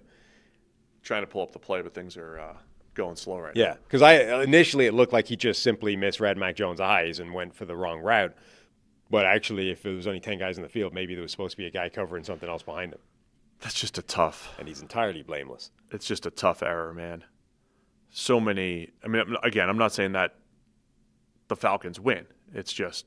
It's a huge play. That's a huge play. Disadvantage yourself by having only 10 guys. At a key part in the game. Yeah. McCaffrey. Particularly after just making, again, the Zach Harrison, huge tackle for loss, backs them up. You're like, man, this is it. We got one more play, and then we've actually given ourselves a chance to win this game. And instead, immediately, all the momentum, all the kind of buzz, just instant deflation because you give up the third down, and that's basically the game for the 49ers. A couple plays later, Christian McCaffrey, maybe the next play, McCaffrey with his second rushing touchdown. Did he get pulled into the end zone? Yes, by at least 2, if not 3 players. And so I suggest, that's already illegal. Yeah. And if we get rid of pushing people too, which they it'd be great. So just don't push the ball carrier. Don't pull them. Don't push them. They completely ignored it on the broadcast until after the break when they came back and somebody had obviously flagged that was quite an obvious thing we ignored during the live commentary of this. And then they're like, who's their guy? Hey, Terry, is this illegal? The 3 guys pulling him into the end zone? Yeah, that's completely illegal. You're not allowed to do that. That should have been a penalty, 10 yards, blah, blah, blah. Like, all right, thanks, Terry. That's that covered. It's like, I mean, at the time, it's like 3 guys are dragging his ass into the end zone. That's never been allowed. It's still illegal. It's clearly illegal. Probably something we should bring up at the time. And think how significant that is. I mean, the Falcons still had an outside chance of holding them to a field goal and, at least having 10-yard one last penalty drive. there instead of a touchdown is massive. Right. They wouldn't have had much time left, I don't believe. Right. But they would at least have a couple jump balls or whatever. Yeah. I think lost in this, Kyle Pitts still looks really good. Yeah. He had 7 catches for 62. Was there one negated in there too? Every time I'm watching Pitts, there's a smoothness to his game that he didn't have. We're trying to describe why Pitts wasn't good the last couple of years was tricky because it was like, hey, he just kind of drops the ball at the wrong time. I mean, it never made any sense to me, so I'm just happy that it looks good now. It just looks like when he adjusts to a back shoulder, when he just got a feel for the game, he's getting open. So there's still a lot. Like that's why the Falcons are going to be really confusing because they have all the pieces, and I don't think it's as simple as Penix being inconsistent, but that's a factor. He's missed some open throws yesterday. But man, credit the Niners. I do like that Sunday. I like the storyline that Chris and Mike kept leaning into, which was all the kids on the defense for the Niners playing hard, and Robert Saleh getting them going, and Bryce Huff making plays. But Saleh deserves a lot of credit for this group right now. Number one, I mean the amount that he is deviating from the defense that he used to run there and wants to run in ideal situations. It's interesting. You've got 2 guys. So the Saleh's on one side of this. Jeff Ulbrich is the other defensive coordinator. They were both together with the Jets. Saleh was the head coach. Ulbrich was the defensive coordinator who took over as the interim head coach once they fired Saleh's ass. And it's like both these guys are cooking, right? Ulbrich, I think, is much more creative and aggressive than Saleh's like a default setting, but he's dialing all that stuff up for the Falcons defense, and they're doing crazy stuff. Saleh's having to tap into that because he doesn't have anybody left. So he wants to run a lot more 4-man rush, like let's play much more sensible and by the numbers behind it. And he's having to tap into the blitz and all the exotic stuff because he doesn't have the bodies anymore.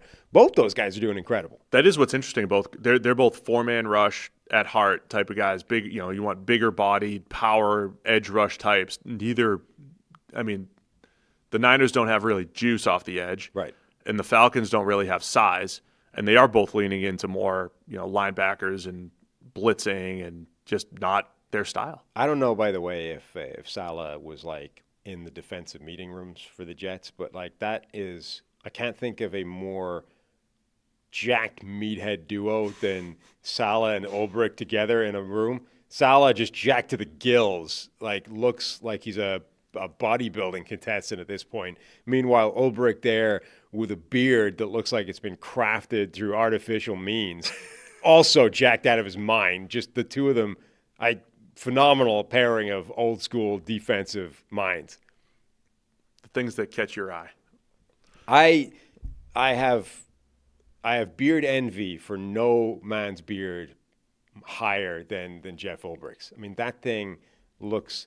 The coverage to that beard is insane. It's like it's a nylon carpet that's just been attached to his face. It's insane. Like most people, even the big, bushy beards, a lot of times the length is there to disguise the coverage, It's like if we grow this thing out, you won't really see how patchy it is or how much thin areas we've got. Ulbrich's is like, it's that classic, we've got like a centimeter of length across the board, and there's just uniform coverage. It's remarkable. It's a work of art from a beard point of view. Will and Will, that's social short. Tag the Ulbrich family. You talking about your jealousy of his beard and how great it is. Ryan Fitzpatrick has beard envy for Jeff Ulbrich. Yeah. And I don't mean that as a facetious statement. I mean, he said it on Twitter. Ryan Fitzpatrick, the man known for his beard, is envious of Jeff Ulbrich's beard. Get the beard envy clip out there as a short. You're welcome. Good work. We actually went under time here despite the late start. This was only like 3 games this week. Yeah, I know. We're in as many. There's two games tonight. By the way, the Niners go to Houston next week. Houston's going to play tonight. Niners are 5-2. Rams are 5-2. Seahawks are 4-2, but playing at 10 tonight. We got to get some sleep. You going to take a nap when you get home? I got a citizenship test in the morning. Oh my gosh, you got to be sharp. You should probably rest up, take a nap. Any more studying that you have to do? Yeah, all of it. So you're going to study all day? There's like 100 questions, of which I've only eyeballed. You probably only need to get 70, right? So it's like the driving test over here, right? Where they stop you once you've cleared the threshold, right? So if you're What's good. the threshold? Apparently, it's 5 or 6 questions out of 10, I think, right? So you basically need to let's say 60%. You need to hit 60%. But if you hit 6 in a row, you're good. Okay. You're just out, right? So you get the right 6. Because that was like my driving test over here. We want you to succeed. The theory driving test over here. I took a look at it, and I was like, you know what? I think I can pass this without looking at the book. It seems pretty easy, and I nailed it, right? I think that's too risky to do for the citizenship test. I should probably at least look at the questions before I go in. But from my initial look, I feel like I could. I feel like I could hit 60 without learning anything. Is what I'm saying. What happens if you fail? I don't know. Is this like the bar exam? Like we'll see you in 6 months, or? I'm actually not sure, and I should probably learn that before going in. But yeah, it wouldn't be good. Yeah, it's true.